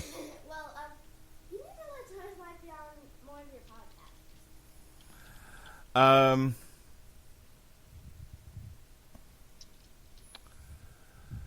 podcast. Most Saturday mornings I don't even see my children. They are holed up in their rooms like squirrels in a tree. Now when I'm doing live coverage, here they are, my children. They want to be with me, parenting. Because I want to be on TV, or No. at least recording. You just don't want to clean your room, is what the problem here is. That's not the reason. That's not the reason. That's totally the reason. I know. So my TV was actually, you actually first said none of the planes were even working. So that's why I opened mine out. Okay, my son says he's only out here because he can't get his TV to work for some odd reason. Anyway. So we're back in this. We've seen some... Okay, De La Rosa starting to lay on the damage here. He's really starting to cook at this point. Cara France keeps backing out of the pocket. He doesn't want to get into a roadhouse exchange of fists with De La Rosa. No, that's not really his bag. He's a high-paced fighter more often than not, but he's not much of a brawler as far as that goes. So Cara France just... So he backed De La Rosa all the way up against the fence. There were a series of rights and lefts. De La Rosa just covered up and said, "Bring it, buddy." I'm guessing he's trying to goad him into punching himself out, and so that'll leave him open to De La Rosa's strikes. Seems like a possibility. Solid body kick there from Cara France. My son's doing his best impression of Joe Rogan. Better than some of the alternatives. If we start to hear my son talk about the lack of cups in MMA, then we'll know. Look, when he starts preaching the values of DMT, then you have a problem. Yeah. All right, Cara France. And that flurry from Cara France may have put him back in the driver's seat as far as scoring goes, because he did a number on Rosa. Do you think so? Did Rosa block most of those punches? I don't think he really did any damage there. He's torn up. He's bleeding. I think he was bleeding before that, though. Not as bad as he is now. No one got kicked in the privates. They just stopped the fight if he had. You'll know if someone gets kicked in the privates. They will make a show of it. Yeah, De La Rosa is actually fading a little bit here. Kara France is getting his kicking game going, and that's kind of chewing him up a bit. De La Rosa stays with Kara as he tries to circle. Yeah, he's working those legs now. He's effectively laying in those leg kicks. Kara France. I see the poster for Hobbs and Shaw in the ring. Yes, we discussed that earlier, Lily. My daughter now picking up that they're advertising Hobbs and Shaw on the ring mat. Hey, remember when the UFC said fighters couldn't have their own fight gear because they thought it didn't look professional? But now their whole mat looks like just the advertisement page of the New York Times. I was going to say, I remember when people thought that the name of the promotion wasn't Strikeforce, but rather Rockstar. And right in the center there, it doesn't say UFC, it says Monster. Yeah. The UFC, we are not consistent. You know, the antitrust lawsuit that's currently going on against the UFC has shown that the fighter share of revenue is less than 20%. I'm not surprised. I mean, but I think this has been sort of the complaint with a lot of guys at the top of the UFC, where it's like, you know, where they all say, like, I want to go into boxing because that's where the money is, because they barely make enough to cover their camps. All right, that's the end of the round here. This is a tough one to call. What do you think? I'm gonna lean towards Kara France. Actually, I think he did enough as that last round closed down to steal it. But I'm not gonna complain about honestly any scorecard for either guy. Hang on, I will complain about 30-27 for De La Rosa just because he got dropped in the second and did not win that round. And we're back on the air with the Radulich family. Thanks, Lil. All right, so we have a winner Hey, at least here. you had the timing right. Yeah, you know, it's something you have to pick up. You know, as much broadcasting as we do from this house. I'm going to have 2 communications majors when they go to college, if they both go to college. Kai Kara France. We in this house believe not everyone needs to go to college. Some of us can just be plumbers, and that's perfectly fine. Kai Kara France defeated Mark De La Rosa by unanimous decision. 2 30-27s and 1 29-28. What do you think of those scores, Robert? I'm okay with it. I was 29-28 for Kara France. I gave De La Rosa the first round, but I can see an argument for, I think you actually said you might have leaned towards Kara France, a very close round. And if a round, in order to maintain my sanity and save it for, you know, fight scored for Canelo, when we get to a round that could reasonably go to either fighter, I can't be upset when it goes to either fighter. Yeah. I'm at this point. I'm even struggling to remember what the round was where Kara France knocked De La Rosa on his ass. Well, yeah, that was the second, and that's why I might have lost it if they went 30-27 for De La Rosa. But again, you could give Kara France all 3 rounds, and I wouldn't complain. I wouldn't lose my mind over it. What was your final score? 29-28 for Kara France. I gave De La Rosa the first. Okay. All right, we're moving into our co-main event here. Elijah Zaleski dos Santos versus Ling Jilang. Wow. Okay, then. You want to fix that for me? Okay. Elijah Zaleski dos Santos, a perpetually underappreciated fighter at welterweight. He's on, I believe, a 7-fight winning streak right now and is barely in the top 15. For no other reason than because we must maintain the status quo of fighters like Robbie Lawler and Rafael dos Anjos maintaining a top position for reasons unclear to everyone with a functional brain. They ranked Nate Diaz at welterweight. Look, I don't know which local radio disc jockeys are the ones contributing to the UFC rankings, but you are terrible. Stop. Anyway, and he's a lot of... Anyway, Dos Santos is a fair bit of fun. He's a dynamic fighter, good on top, good on the ground, some wild kicks. His nickname is Capoeira because that's his first discipline. And he'll throw in a wheel kick here or there. Whereas Li Jingliang is actually one of the longer tenured Chinese fighters in the UFC. Jingliang, that was your big problem with how I pronounced all that? Well, considering how you pronounced it, yes. Whatever. Jingliang has been with the UFC since 2014. Has amassed a very respectable record over that particular period of time. He's, 8-3, I think, overall in the UFC? Yeah. And he's on a 2-fight winning streak. I mean, neither of them are great fighters, but he showed up and he beat them, and that is an important component of, fighting. So for the remainder of this fight, I will be referring to them as Dos Santos versus Dingaling. My Dingaling, my Dingaling, I want you to play with my Dingaling. Dad, just stop it. Yeah, my daughter does not appreciate my moderately racist pronunciations of things. If you want, I can throw my backpack at you. I kind of want that. So this whole fight seems to have been a commercial for next week's UFC pay-per-view in Abu Dhabi, UFC 242 Khabib versus Poirier. Which, in fairness, is a very, very good card.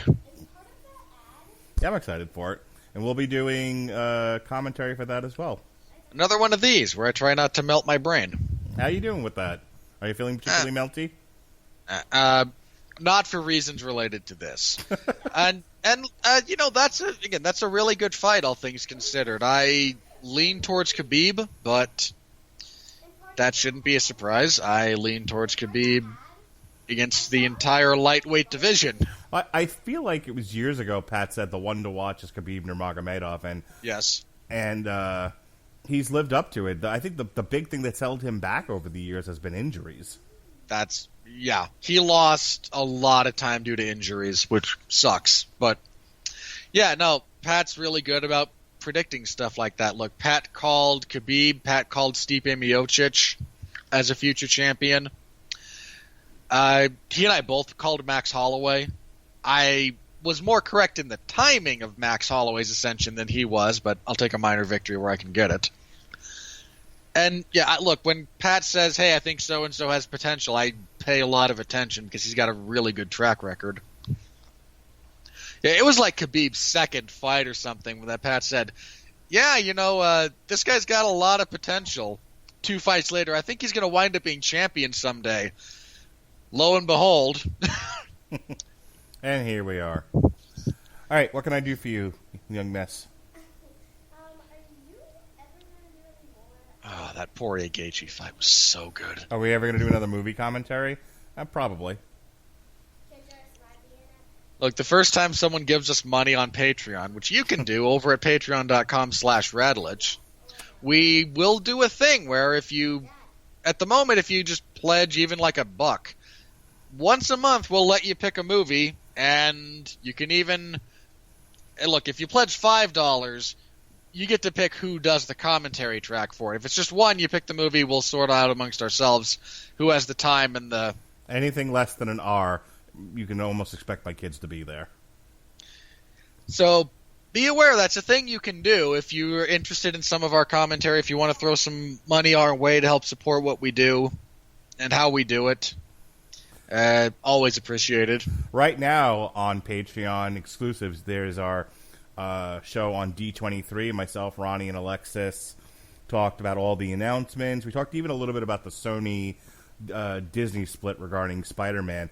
So that is a Patreon exclusive. Only Patreon patrons. Thank you. Only Patreon patrons can hear that show. Nobody else. That is exclusive to people who throw some money our way. $1 gets you that show and all of the other content. We have our Godzilla commentary, Superman Doomsday, Monty Python and the Holy Grail. I think Jesse has a Temple of Doom one up there.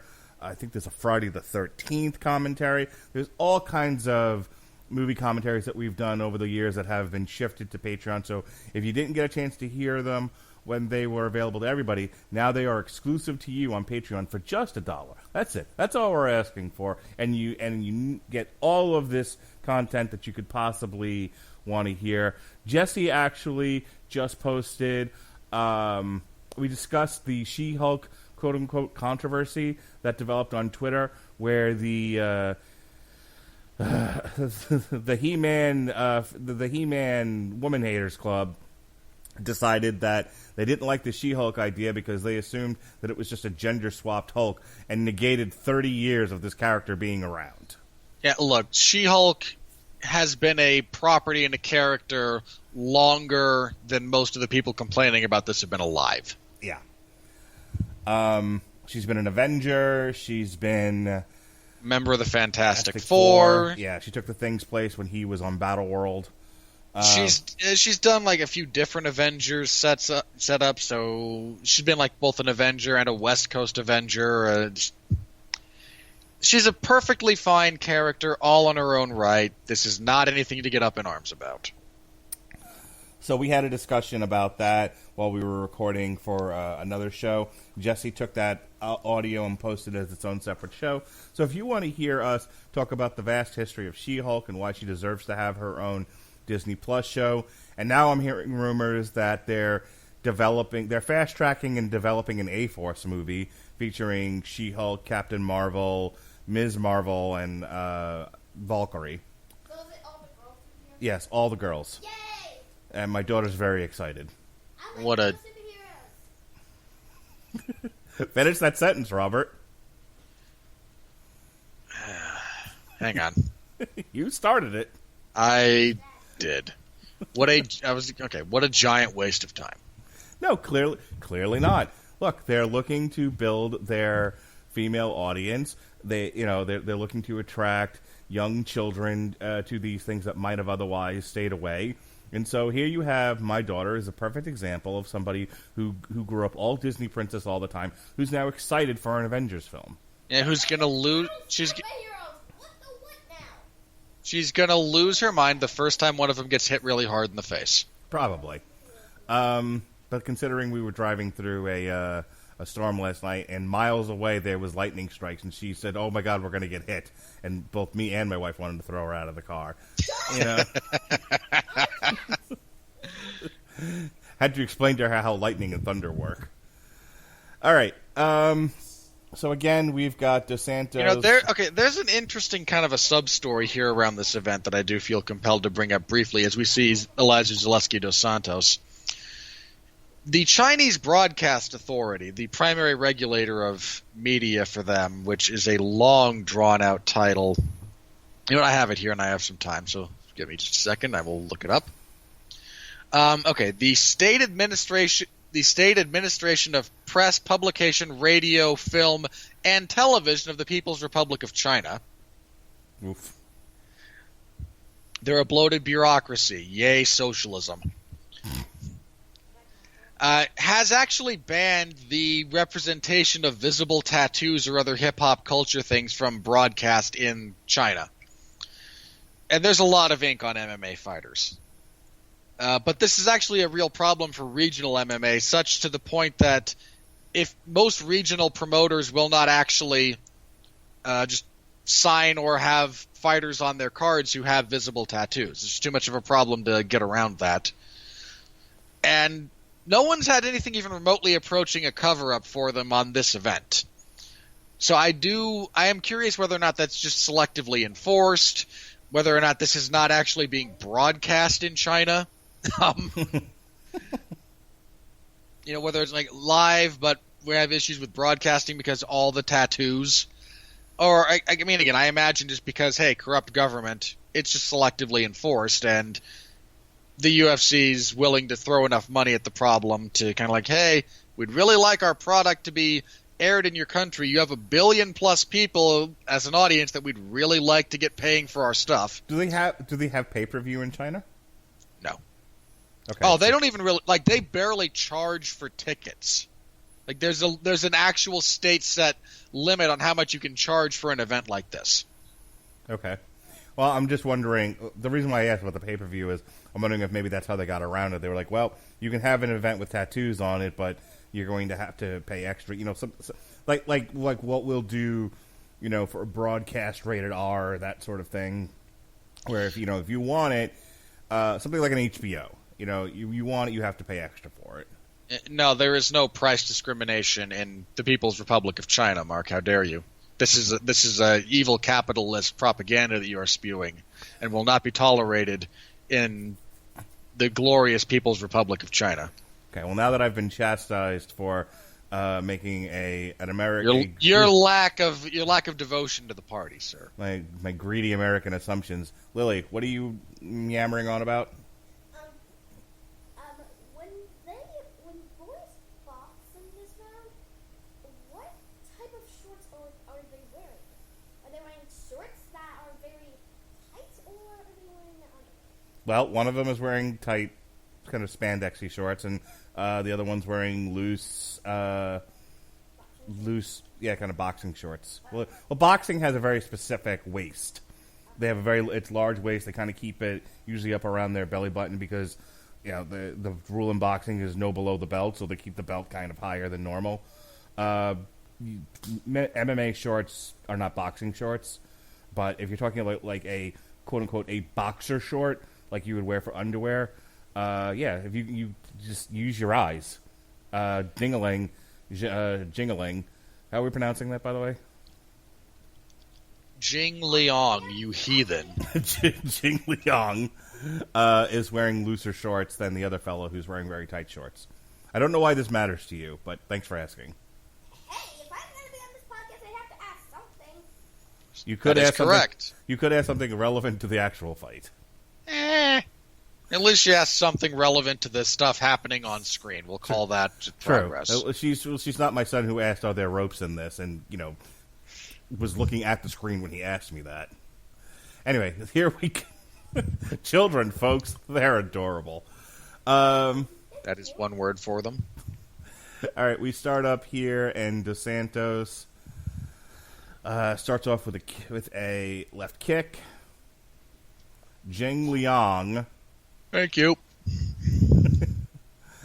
A lot of feeling out here. Like, nobody has been super aggressive in the first round in this fight. Neither of these guys are going to be hyper aggressive until they think the other one's hurt. Then they'll go balls out. Mm-hmm.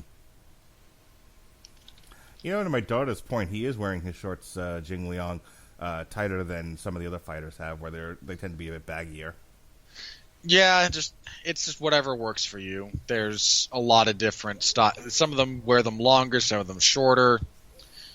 They're not spandex, they're not what. No, he's not using the compression short kind of setup, but he is wearing them in a style that is tighter. Some guys roll them up a little bit, some have a longer cut up the side. Mm-hmm. There's a lot of variance as far as that goes. Some guys look like they're wearing basketball shorts.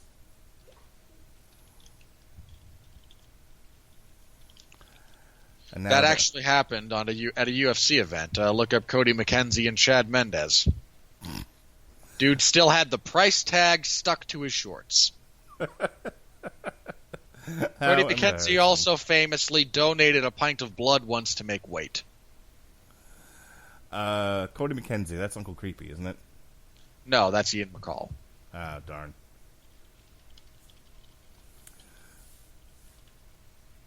All right, so I've only really been watching these since we've started doing these commentaries again, so some of these fighters I've just plumb forgotten about. I do not blame you. All right, so if you're wondering why we're talking about everything but the fight, because nothing is happening. A pretty good body kick from Dos Santos there. They're not karate kicking or kung fu punching. They're not doing anything fun. You're right, Lily. They're not karate kicking or kung fu punching. Okay, that's a takedown from Jing Liang. There's not going to come anything of it, but... I'm too scared. I'm just what I'm looking at is Dos Santos threw a couple of body kicks there. Liang is trying to stay out of his striking distance, it looks like. Dos Santos threw a leg kick. Zhang finally came... Liang finally tried to come forward. Oof, tried to get that out of my mouth. Look, again, Dos Santos is a really powerful kicker. You've seen him uncork a few left kicks to the body already that have Jing Liang rethinking life choices. So on the televised graphic here, they have it as Dos Santos versus Lee. I think I'm going to spare myself the tongue-tying and just go with Lee. The UFC is deeply inconsistent when it comes to how they want to respect or not respect the because again, most Chinese, Japanese names, the convention is to have your family name first, followed by your personal name. Whereas in the West, we reverse that. You are not Radulich Mark, you're Mark Radulich. Right.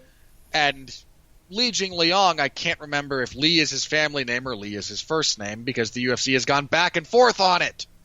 Yeah, the first fight we saw, they had what was displayed was Mizuki instead of Inoue. Mizuki only goes by Mizuki professionally. She's like Cher. Awesome.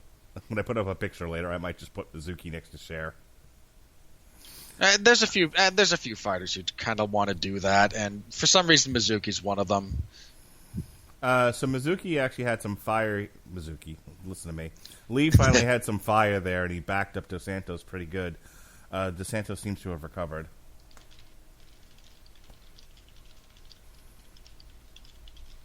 Yeah, Dos Santos has a pretty good chin. But he is vulnerable to punches, but he tends to wear them well. Another nice body kick there from Dos Santos. Oh, he knocked down Dos Santos. Dos Santos landed squaw on his butt. But he recovered really nicely, ties up Lee, and drives him back into the fence, and follows with a knee strike.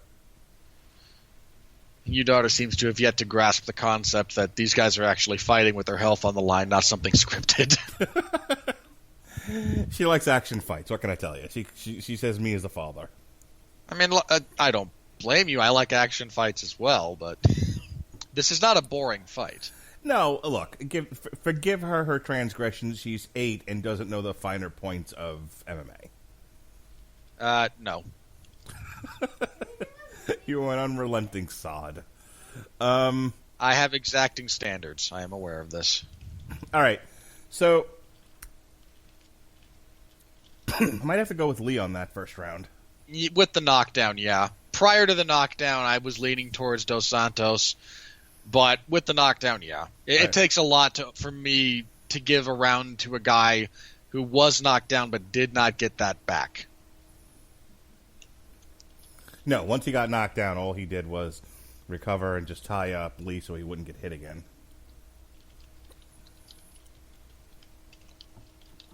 And I would suspect, given where we are, the judges are full on 10-9 for Lee. Yeah, it's a good. What you have to watch for is the 10-8. Because it's utterly undeserved, but might show up. Well, they might. Who knows? They might be using boxing standards here, where a knockdown, they should not be. They are expressly under the newer set of rules. Mm-hmm. There's that. They said the rule set that they're using. I know the scoring criteria for the new rule set. I know if it's I know if it's even debatable or not. Yes, but some people have a hard time remembering the things, and they go with their biases. Or whoever paid them the most. Now that was a really nice straight right from Jing Liang. He's not here to be a stepping stone for a guy who should be ranked higher than 14th in the UFC. There's a good body kick there from Dos Santos. He's landed several of those. That's going to be a problem for Jing Liang if this fight keeps going, because he's been hurt to the body before. Lee looks to really want to. He's seen Dos Santos wilt under the weight of punches. I think he's looking to get himself a victory by knockout here. He seems very much focused on that and the way that he's standing and attacking. Like he's trying to bait him into dropping his hands and getting a full-on hit to the face. He seems he liked that knockdown in the first round. He wants another one. Yeah, and Dos Santos has not really figured out a better avenue of attack yet. I mean, again, his kicking game is working when he's at distance, but he needs plans B and C. Yeah. There's a decent counter right there. Yes, Lily. Can I ask you a question? What's your... Not from over there. I can barely hear you. I have earphones on. What's your question? My question is, I'm gonna do a movie podcast afterwards. Not right after this. I have wrestling to watch all day. But we'll get another one on the books, okay? My junior program director over here. Always wants to be in on the action. Yep. Dos Santos now stalking Lee. You gonna go back and clean your room now? No, leave Mommy alone. She's sleeping. Not all of us got up at 6 o'clock in the morning. Those who do are either contractually obligated to or are those deeply disturbed people we refer to as mornings. Dos Santos stalks forward. He's getting his kicking combinations going now, too. He's getting his swagger kind of going. I like the uppercut that he threw, landed on Lee. Lee walked through it, though. Well, Lee also has a pretty good chin.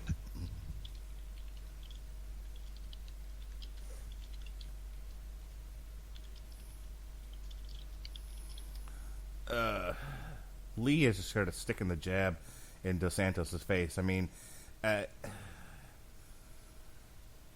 he was like not close to hitting Dos Santos, but he just kept throwing that jab out there. Yeah, he does a lot of that, and it's going to get him caught. If Dos Santos is able to time that jab with a right, he'll be able. I think the real problem Dos Santos is having is measuring his distance with his punches. He knows the kicking distance, but he's not got a great feel for the punching space yet. Lee landed a punch to the body, and now Dos Santos is coming after him, and he's circling away. I wish Lee would stand in the pocket a little bit more with this guy. I feel like he'd get a bit more success. He'd be in a better position for success, but he's also, again, he's a bit wary of what's coming back at him because Dos Santos can crack too.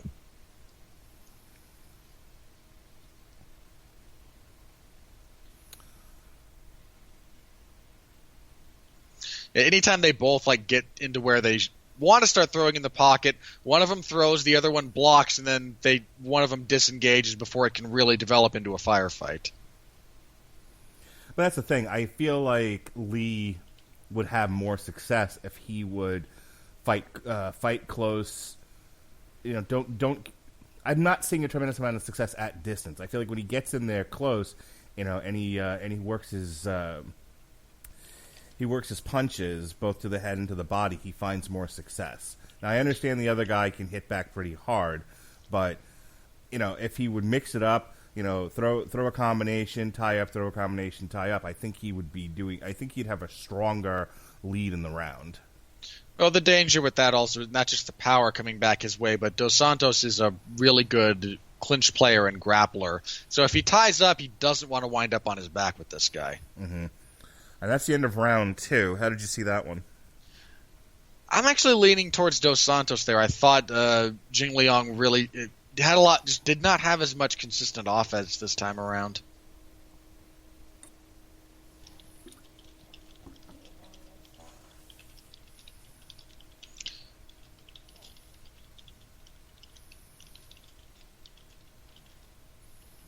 They are icing Lee's upper chest there, just around the neck and pectoral area. That's pretty common. When you're just trying to get someone's heart rate down a little bit, you put it there, you put it on the back of the neck, just kind of cool the body down a little bit, get everything a little bit more refocused. All right, here we go into round 3 of our co-main event, such as it is. It's been a decent enough fight so far. Nothing necessarily to write home about, but this hasn't been bad. I think I was more referencing the fact that neither one of these guys has a particular amount of star power for a quote-unquote co-main event. It might just be the second to last fight is what it is.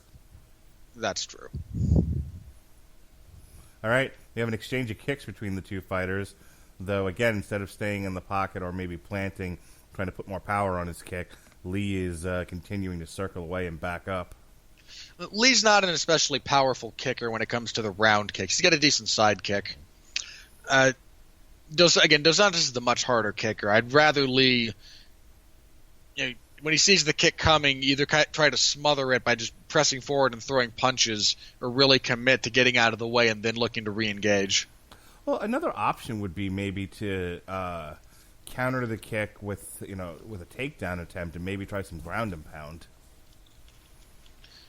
That would be an option, and Jing Liang has some ferocious ground and pound when he can get it going. I think he just doesn't want to grapple at all with Dos Santos, which is a mistake to not even test the waters, because while Dos Santos is a good grappler, he's not a lights-out guy when it comes to his grappling, so you could at least maybe give it a try and see what happens. Speaking of grappling, Dos Santos has tried for a single, and Ling said, nope, none of that now. Yeah, that's not an area he really wants to engage in consistently here in this circumstance. What is Lee's major discipline? Is he a kickboxer?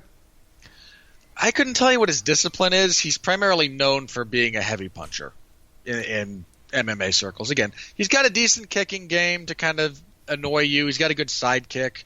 But a lot of it's more, again, get you into bad positions and then punch you really hard in the face. So Dos Santos has been using these jumping switch kicks, not very effectively. He's not Lyoto Machida, but he's been using them to make distance, push Lee against the fence, open up some striking opportunities. He was pretty successful in the last go-round a few seconds ago. And then Lee got out, Lee took some damage and got out of dodge. Yeah, I get the feeling Lee thinks he's ahead on the scorecards and just doesn't want to risk it. Well, he probably is. That's a fair assumption, I suppose. Good left there from Dos Santos. Dos Santos might be winning this round. So far he is. I mean, again, we're barely at the halfway point, but yeah, I've got him up on the round so far. And since I gave him the previous round, but again, if I'm him, I wouldn't rely on that.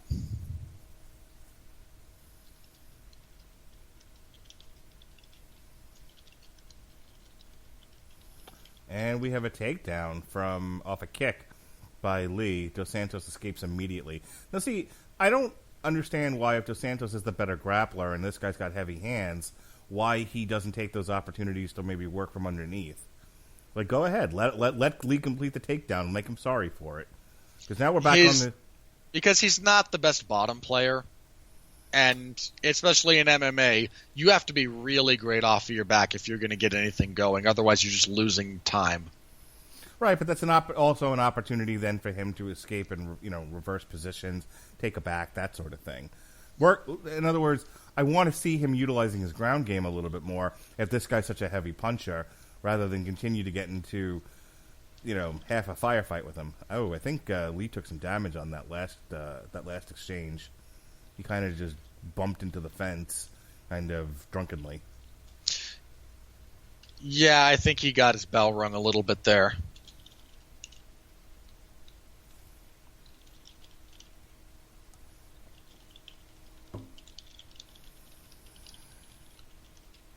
Again, Dos Santos has been landing on him. Jing Liang just has a pretty decent chin, especially if he can see the punches coming. And Dos Santos is not exactly a subtle man when it comes to his fighting. All right. Dos Santos is trying to corner Lee. He's cut the cage off, trying to prevent him from too much circling. Lee's definitely in defense mode. Oh, shit! Lee nailed him because I even missed what it was while I was describing what was going on. And we're done. From the jaws of whatever this was, Lee finally laid in those strikes and knocked out Dos Santos. I'll have to watch the replay because I'm not entirely sure what happened there. I'll tell you in just a second. We have our first finish of the main card. Outstanding. And there he goes. He's on the run. Ling is in the crowd. Which they're not supposed to... He got him with an uppercut. Oh, that's what... Okay.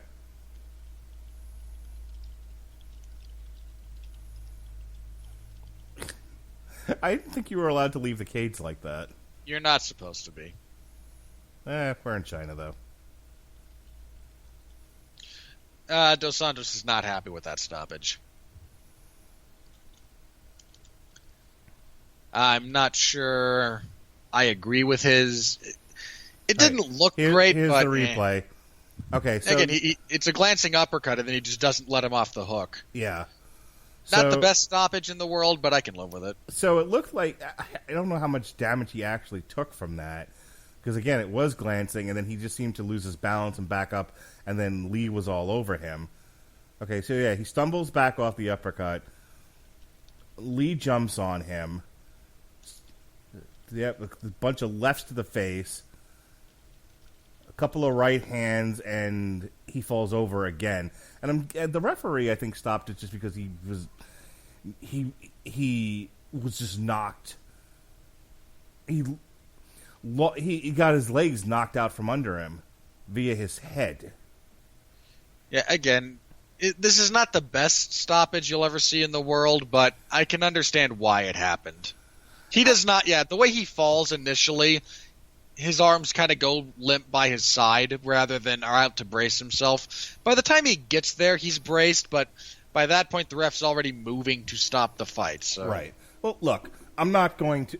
Look, if you're the fighter, sure, you're not unconscious, so you want to keep going. You want to try to recover and win the fight. But if you're the referee and you're out to protect the health of the fighter, I'm actually okay with that stoppage. There's been worse. I mean, as much as I always like to use Shane Carwin versus Brock Lesnar as a great example of, boy, should that fight have been stopped earlier. I think that fight was stopped at the appropriate time when Shane Carwin gave up. Stop it. All right, we have our official decision here at 4 minutes and 50 seconds of the third round. Lee defeats Dos Santos with a TKO via punches. Really hard to kind of undersell that win for Jing Liang. That's the number 14, I believe, guy in the world who was on a 7-fight winning streak. And he just was able to get him out of there pretty cleanly. That's a big win. That's a big win for that guy. So, credit to him. And shame on the UFC for rewarding your 14th guy with a 7-fight winning streak, going into enemy territory in China to fight an unranked opponent. Well, somebody had to fight him. That is absolutely not true. No one had to fight him. Well, I mean, not at gunpoint or anything. All right, this is our main event, Andrade versus Zhang. That's how I'm pronouncing it, and I'm standing by it. Fair enough. Okay, let's break this down. Andrade versus Zhang. For Andrade to maintain her title and march towards Joanna Champion, what does she have to do to defeat this opponent? What she does normally. A lot of forward pressure because Weili Zhang does a lot of kicking off of her back when she's pressed, and it's just not a good idea. Body shots because Jessica Andrade digs to the body. Physical power. Weili Zhang is a very strong woman for the weight class. Jessica Andrade was a very, very strong bantamweight. I think there's a massive strength disparity here. If she can get takedowns and get on top, Andrade has some pretty ferocious ground and pound. And I think that's probably her best line of attack for victory. A lot of forward pressure, cut off the cage, which is something she doesn't do all that well, actually. She's much more happy to just follow you around and let her pace wear you down rather than cut the cage and get you to the fence. So if she's worked on that, it's something she should be looking to exploit here. Get her to the fence, work shot combinations to the body and head, pressure in for takedowns, get her down, get on top. Make sure when you get takedowns, you get into an advantageous position, not just guard, get somewhere decent. And then work from there because Yanan's going to Zhang is going to try and keep distance, try and utilize kicking combinations into punches, try and keep things long, and try to replicate a little bit of what Joanna did in terms of just, matador to the bull. But she's not nearly as disciplined as Joanna when it comes to being fleet of foot. She doesn't have much of a jab. That's not really what she does with that. She does a lot of side kicks to the body. She does some good punching, but again, just a disciplined jab constantly in the face of a charging opponent is not what she has shown thus far. So again, if you're Andrade, you just kind of do what you've been doing to reach the level you're at, because there's not a lot of documented evidence that Weili Zhang is in a position to handle that. So let's talk about, while we have some time here and they're still showing highlights from these two fighters, just kind of give me 50 words or less on the preliminary card. What did you see? What did you like? What was the Drex? Okay. For the record, I'll run down the results briefly. Anthony Hernandez defeated Junyoung Park via Anaconda choke submission in the second round. Not a bad little scrap here, but, you put a Mexican in there with a South Korean, you're going to get a scrap. There's just chemistry there for some reason. Again, good little scrap, and I like an Anaconda finish. Su Mudairaji defeated Andre Sukumtat via unanimous decision.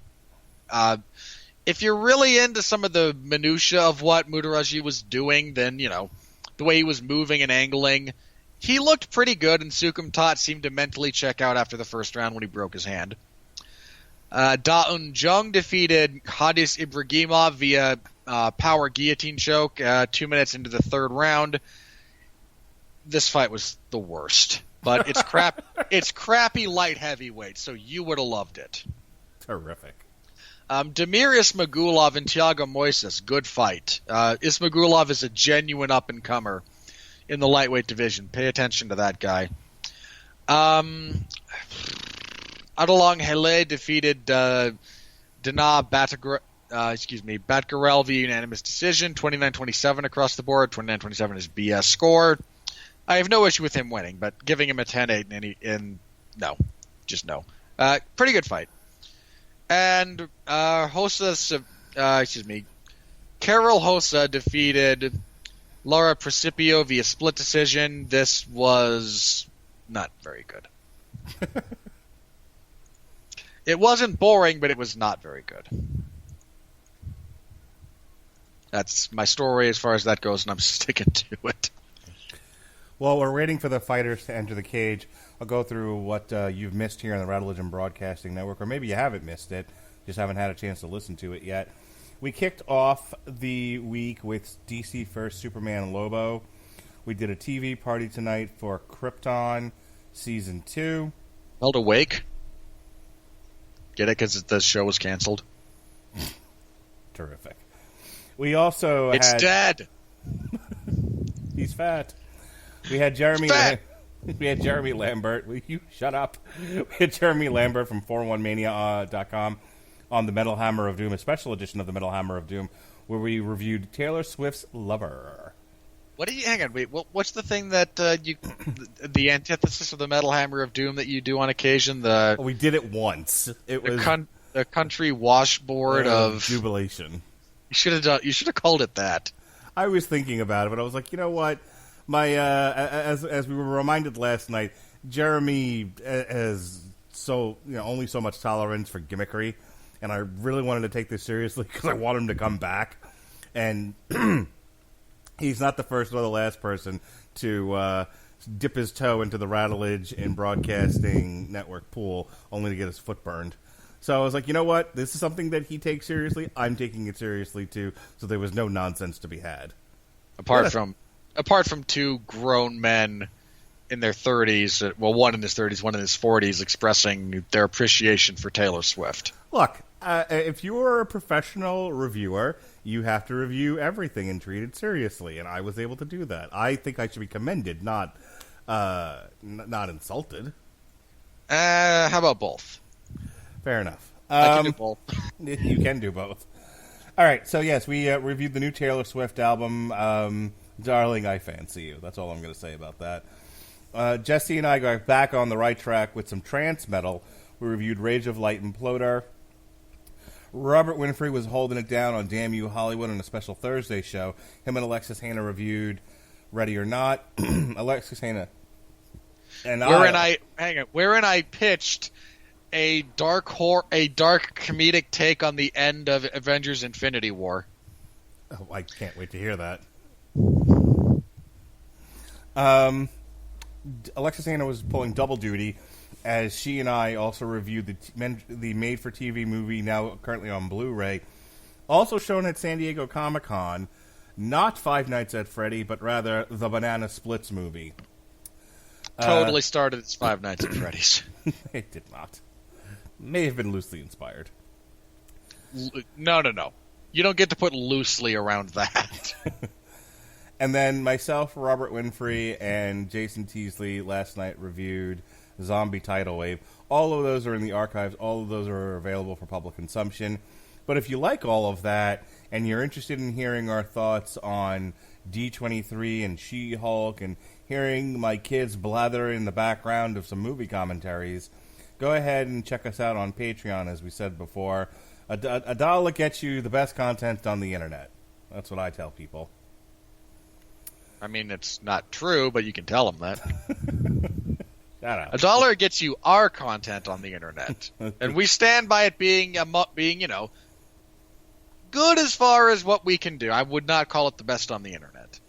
That's fair. I've heard some of the stuff on the internet. People actually, edit, pre-record, put, work into their podcast. I turn on a microphone and start yelling at people. Hey, look, I like to think that the fact that we do not go for a tremendous amount of polish, you get a lot of us kind of, what we think, is part of the charm. Yes, absolutely. The best part of any source material podcast is the outtake reel at the end. I've been saying that for months. When I started being a regular part of the show and he had to start making gag reels for all of my nonsense, I was like, I just go right to that now. I'll go back and listen to the whole show at some point, but I always go straight to the gag reel. That's the best stuff. Next week, I'll get my plugs in now so that when this is over, we can just go. We've got Onslaught Volume 1, Hannibal Season 3. We'll have a review of New Japan Pro Wrestling Royal Quest, AEW All Out, and NXT UK TakeOver Cardiff, all of which are happening today after this event. We'll have a review for you on Tuesday. If you're not watching Wu-Tang: An American Dynasty, and I highly suggest you do, you should also check out an extra source material. We're doing X-Men Legacy Volume 2, Invasive Exotics, which features the character Legion. And we're talking about that book because we're wrapping up our Legion coverage. This was Legion Season 3. We'll be doing a TV party for it on September 5th. We have nothing on... Onslaught's a terrible character. We have nothing on Friday, September 6th. I'm finally taking a day off from podcasting. But we're back in the grind again on Saturday at 2 o'clock for the main card of Khabib versus Poirier. Myself and Robert Winfree, as he proceeds to share his time with me and 401 Mania, which we, of course, appreciate. Darling, I fancy you. Yeah, don't ever say that to me again. I've said it to everybody I can find that will listen lately. I love that line. That was the best part of the Taylor Swift album for me. I could say something unkind, but I'm not going to. Well, we certainly appreciate that. All right, I believe we are finally, Chris Bailey, finally ready to get underway. Yep, we're just about to wrap up the fighter intros for the main event. I am shocked that Jessica Andrade is not a bigger favorite. She looks positively ready to murder this woman. Yeah, she always looks like that. Well, you don't get to be champion for being all smiley and goofy. I could cite a couple of examples to the contrary, but as a general rule, you are correct.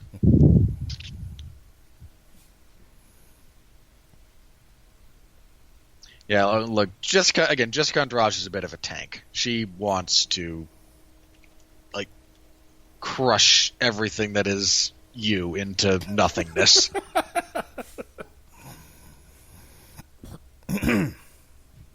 Bit of a height disadvantage for the champion going into this. We'll see she's how that plays she's out. 5'1.5". I think she's the shortest fighter in the UFC. Wow, that's quite a distinction. And It's her and Michelle Watterson, and she's much thicker than Watterson. I would have thought Tisha Torres was the shortest fighter. She's a little bit of nothing. Could be. I'd have to check. There's a few that are 5, but yeah, Andrade is 5'1.5". Mm-hmm. No, Torres is taller than her, actually, because they fought, and I remember that being a little bit surprised by that. All right. So they're going head to head here. We're finally getting a big time action fight here as they are just swinging for the fences. Andrade is very heavy on the hands. Zhang is fighting back furiously. She currently has her tied up, and she's giving her a barrage of knees to the face. We are going to see a first-round finish here, and we have a new champion. Holy cow. That is insane. That's absolutely insane. I was not prepared for that to go that way. Standing here, mouth agape. That is desperately shocking. Andrade clearly expected this woman to wilt if she put pressure on her, and she suffered for it. Yeah, again, the lack of takedown attempts is a pretty big deal as far as this goes. Well, just the idea of, we talk about fighters staying in the pocket. She did not relent. She did not circle. She just came right at this woman. This woman came right at her back, and she took a loss for it within seconds. All right, bring on Joanna Champion, who I tend to think will do what she normally does to everyone in the division not named Rose Namajunas. Wow, what do you think, Robert? I'm a little bit shocked by that. Again, you could see Andrade just gets a little bit too aggressive. She gets clipped with a straight counterpunch. She staggers, and she never really gets her wits back about her. She falls into that tie clinch. Zhang just unloads on her and never gives her a shot. Yeah, at getting back into things. She caught a bunch of elbows and knees in that clinch.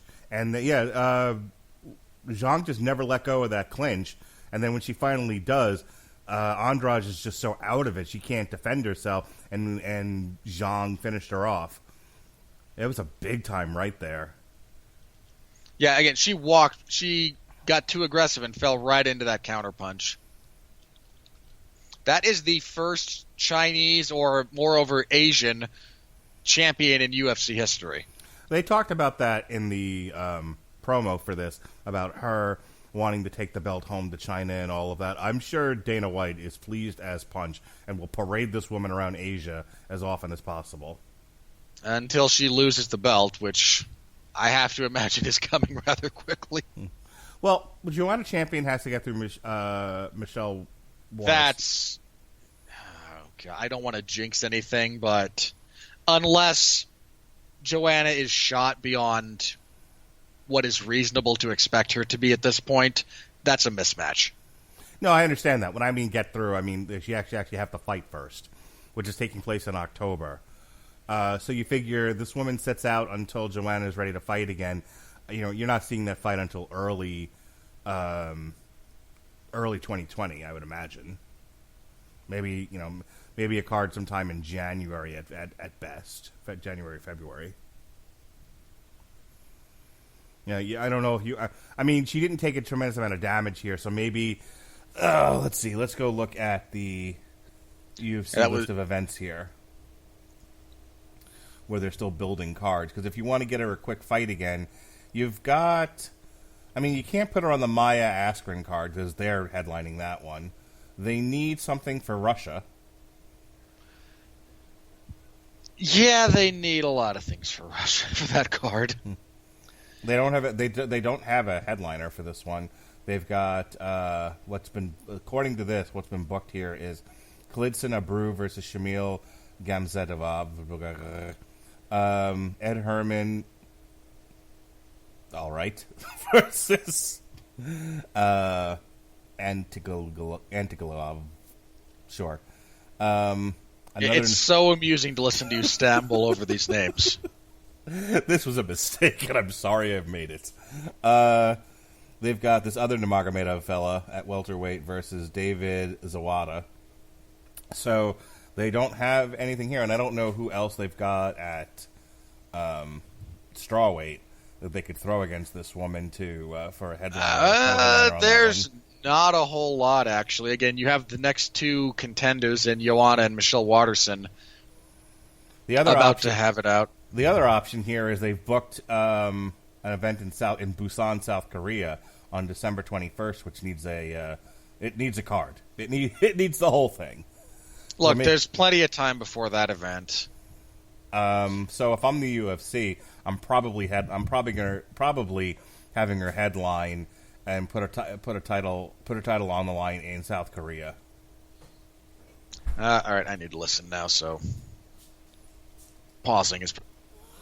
All right, we finally have our official decision here. Your winner and new women's strawweight champion, Weili Zhang, with a TKO, knees and punches at 42 seconds of the first round. We were discussing what's next for our new champion, and I like her in the, I believe it's December 21st bout in Busan, South Korea. That's UFC on ESPN Plus 23. I think that's a dandy time for a title fight, and I know exactly who I want her to fight. I think she should. Now, UFC has her ranked at number 2 after her decision win over Nina Ansaroff. Ranking MMA, which is the site I'm on currently, has her at number 3. The way it breaks down is, she's just defeated Jessica Andrade. Zhang did.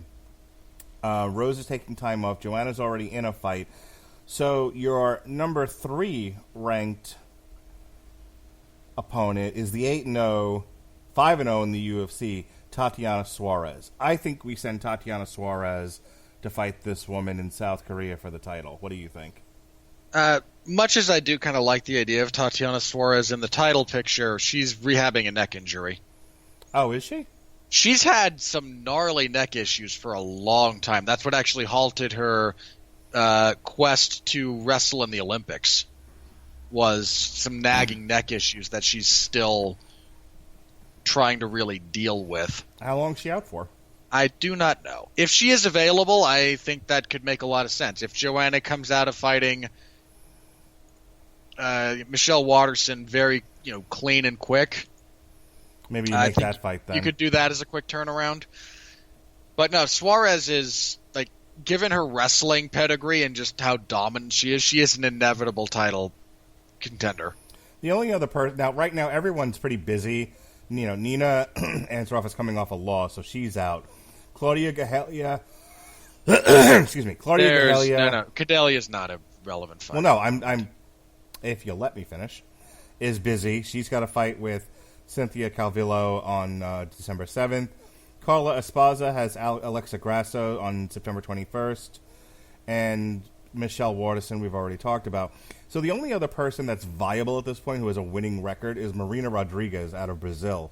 With a 12-0 record, she's 2-0-1 in the UFC. If they want to feed this woman to the new champion, I would riot. That would be the gimmickiest gimme of all gimmies. Well, defend that position, seeing as everybody else is busy, and this woman and we should probably get this woman another fight before the end of the year.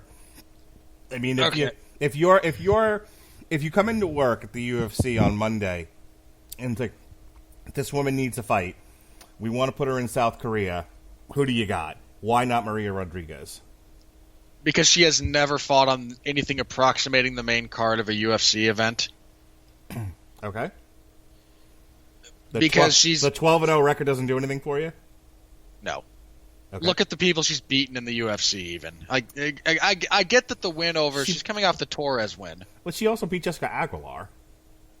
That means nothing in this year. By the time she's coming off back-to-back wins over Jessica Aguilar and Tisha Torres, who 7 years ago were maybe 2 of the 3 best strawweights in the world. But Aguilar's 1-4 in her last 5, I think. Maybe worse than that. And Tisha Torres is on a 4-fight losing streak. You're not going to sell me on their legacies. You have to sell me on what's happening now. Mm-hmm. And I don't dislike Rodriguez. She's a good fighter.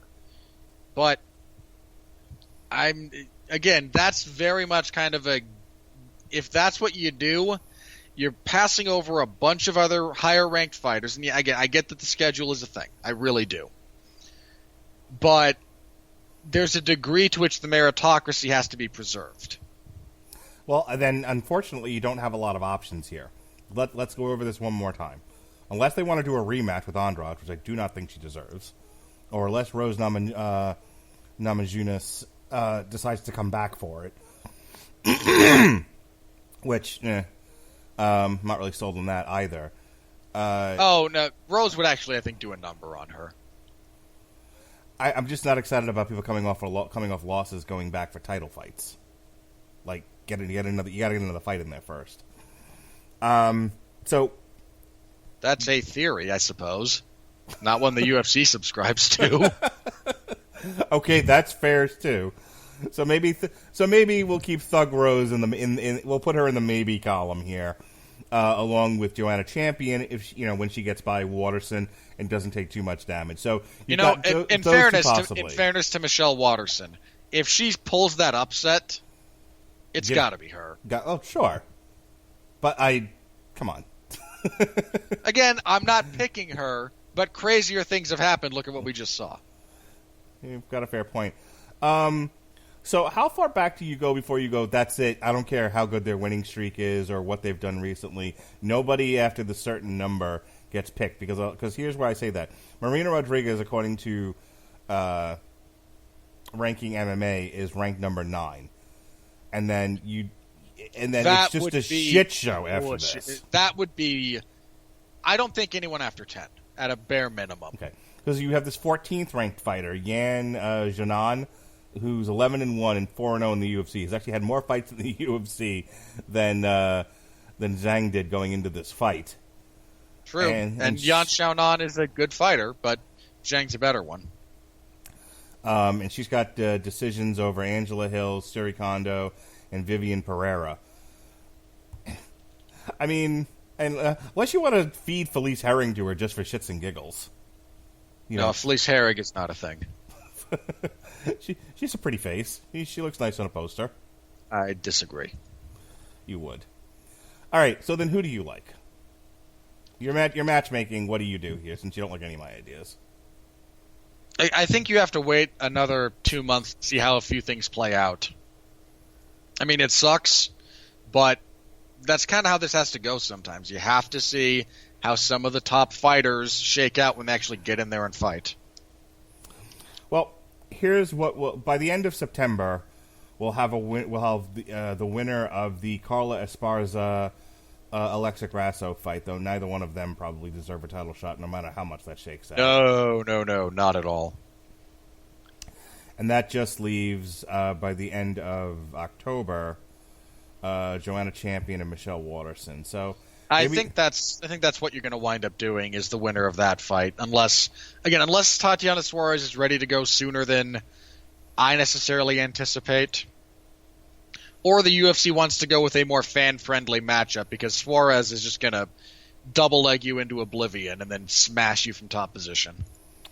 Where is Valentina Shevchenko? Flyweight?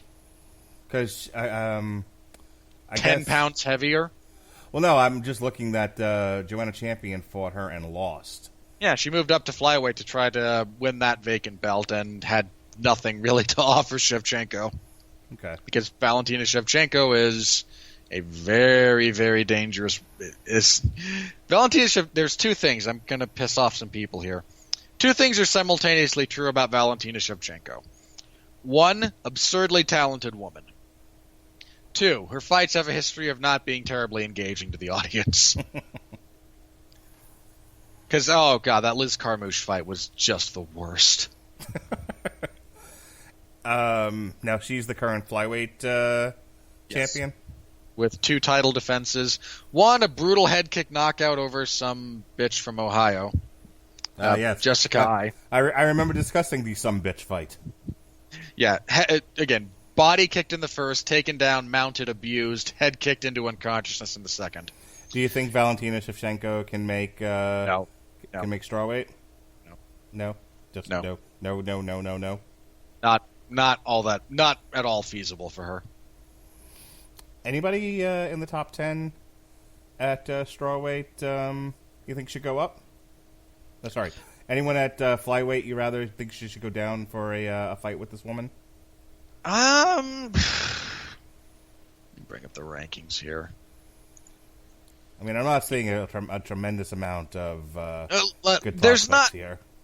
There's not a tremendous amount at the moment. There's a lot of stuff that's still in fluctuation. Let's see. Okay, Jessica I just got flatlined, can't make strawweight. Chukagian can't make strawweight, and good God, is just not at all engaging to watch. Liz Carmouche just got smoked, can't make strawweight. Maya can't make strawweight. Maya can't reliably make flyweight. Calderwood really hates making strawweight. Lee can't make strawweight. Araujo probably can't. Modafferi, probably not. She's also 2-4 in the UFC, so no. At what point has that mattered? Well, if you're going to say that, then I look. I'm all for pretty faces on posters. How about Paige Van Zandt? Considering she's currently in a contract dispute with the UFC. How about Marina Moroz? You don't even know who that is. No, I've seen her fight before. Are you really? I swear I have. No, I mean, in all seriousness, I think Van Zandt has a fight scheduled already. Not according to this. And she just very publicly stated the other day that she makes more money posting photos on Instagram than she does fighting. Terrific.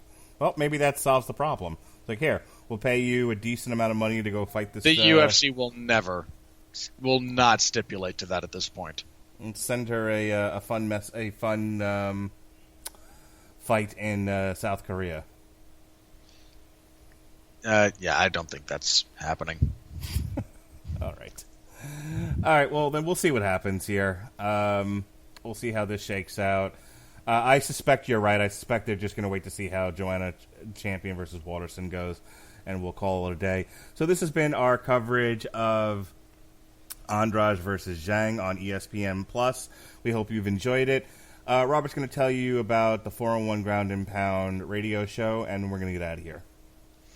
All right, Sunday on the 411 Ground and Pound MMA podcast, we'll have a review of this. Jeff Harris should be back. He was at D23 last week, but he should be back for this one. And we'll have a preview of UFC 242, which is, again, a really good card. That Mark and I will also do live commentary for the main event, so that'll be a thing. Tune in for that, plus all our thoughts on the latest news of the week, fights that got made, BJ Penn should be committed. Did you see what happened? I know he got into a bar fight. I don't know why, though. He got knocked out. Awesome. By like a Pancrase-style palm heel strike, even. BJ Penn just quit leaving the house. Look, the man needs help. I mean, joking aside. BJ Penn is not in a healthy place. And it's deeply troubling to watch. He should not be allowed to continue fighting. I said that after his last 3 fights. Well, has the UFC finally relented and not booked him for any more fights? No! He's currently booked to fight Nick Lentz! Oh, for fuck's sake. Why?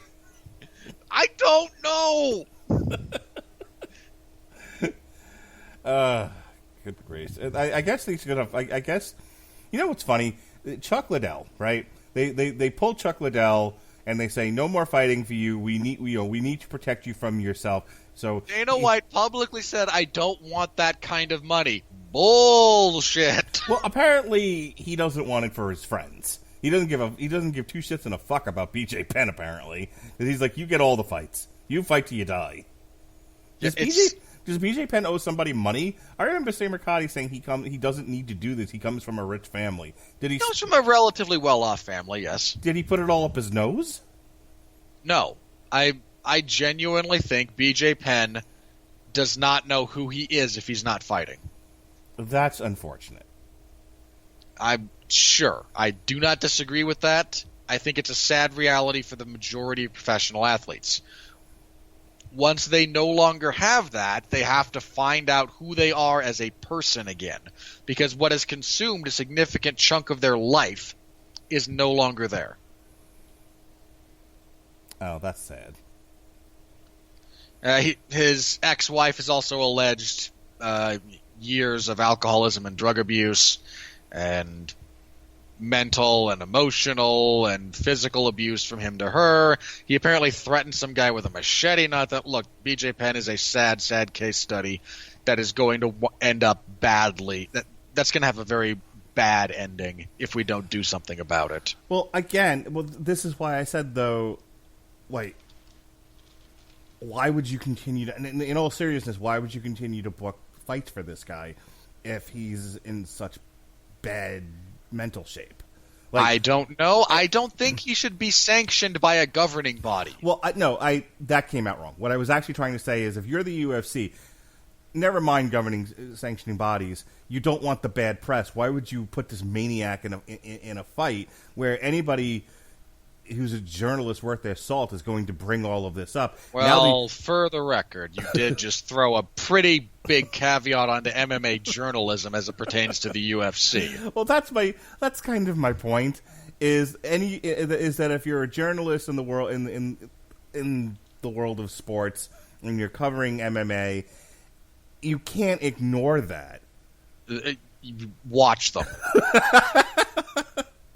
God, I'm tapping out. I'm done. I can't take it anymore. In all seriousness, there's not been a single mention by any of the journalists that work for ESPN that cover the UFC about the class action lawsuit they're currently dealing with. Not a peep. Okay. Like, let's not pretend that adversarial journalism is a thing right now as it pertains to the UFC at a high level. It's just not. Okay. Hey, I have a credit for Royal Quest. Awesome. All right. I think we're done here with plugs. So tune in for all of that. We thank you for joining us on our commentary. If you have any ideas as to who the new champion should fight, you can go ahead and check out Robert's Twitter at Winfree MMA. Is that it? Yes. Yep. Tweet him all your ideas. Right now, I'm gonna go on Twitter right now and petition Alexa Bliss should fight Zhang for the title. You know what? No, do it. Just so her face gets mangled. And I don't have to deal with people pretending that she's interesting. I don't think anyone says she's interesting. They say she's a hot piece of ass. Okay, then remove that from the equation. I don't care. So yes, please tweet the UFC, tweet the WWE that Alexa Bliss should fight Weili Zhang in South Korea. And for that bit of nonsense, thank you for checking out our coverage. Be well, be safe, and behave.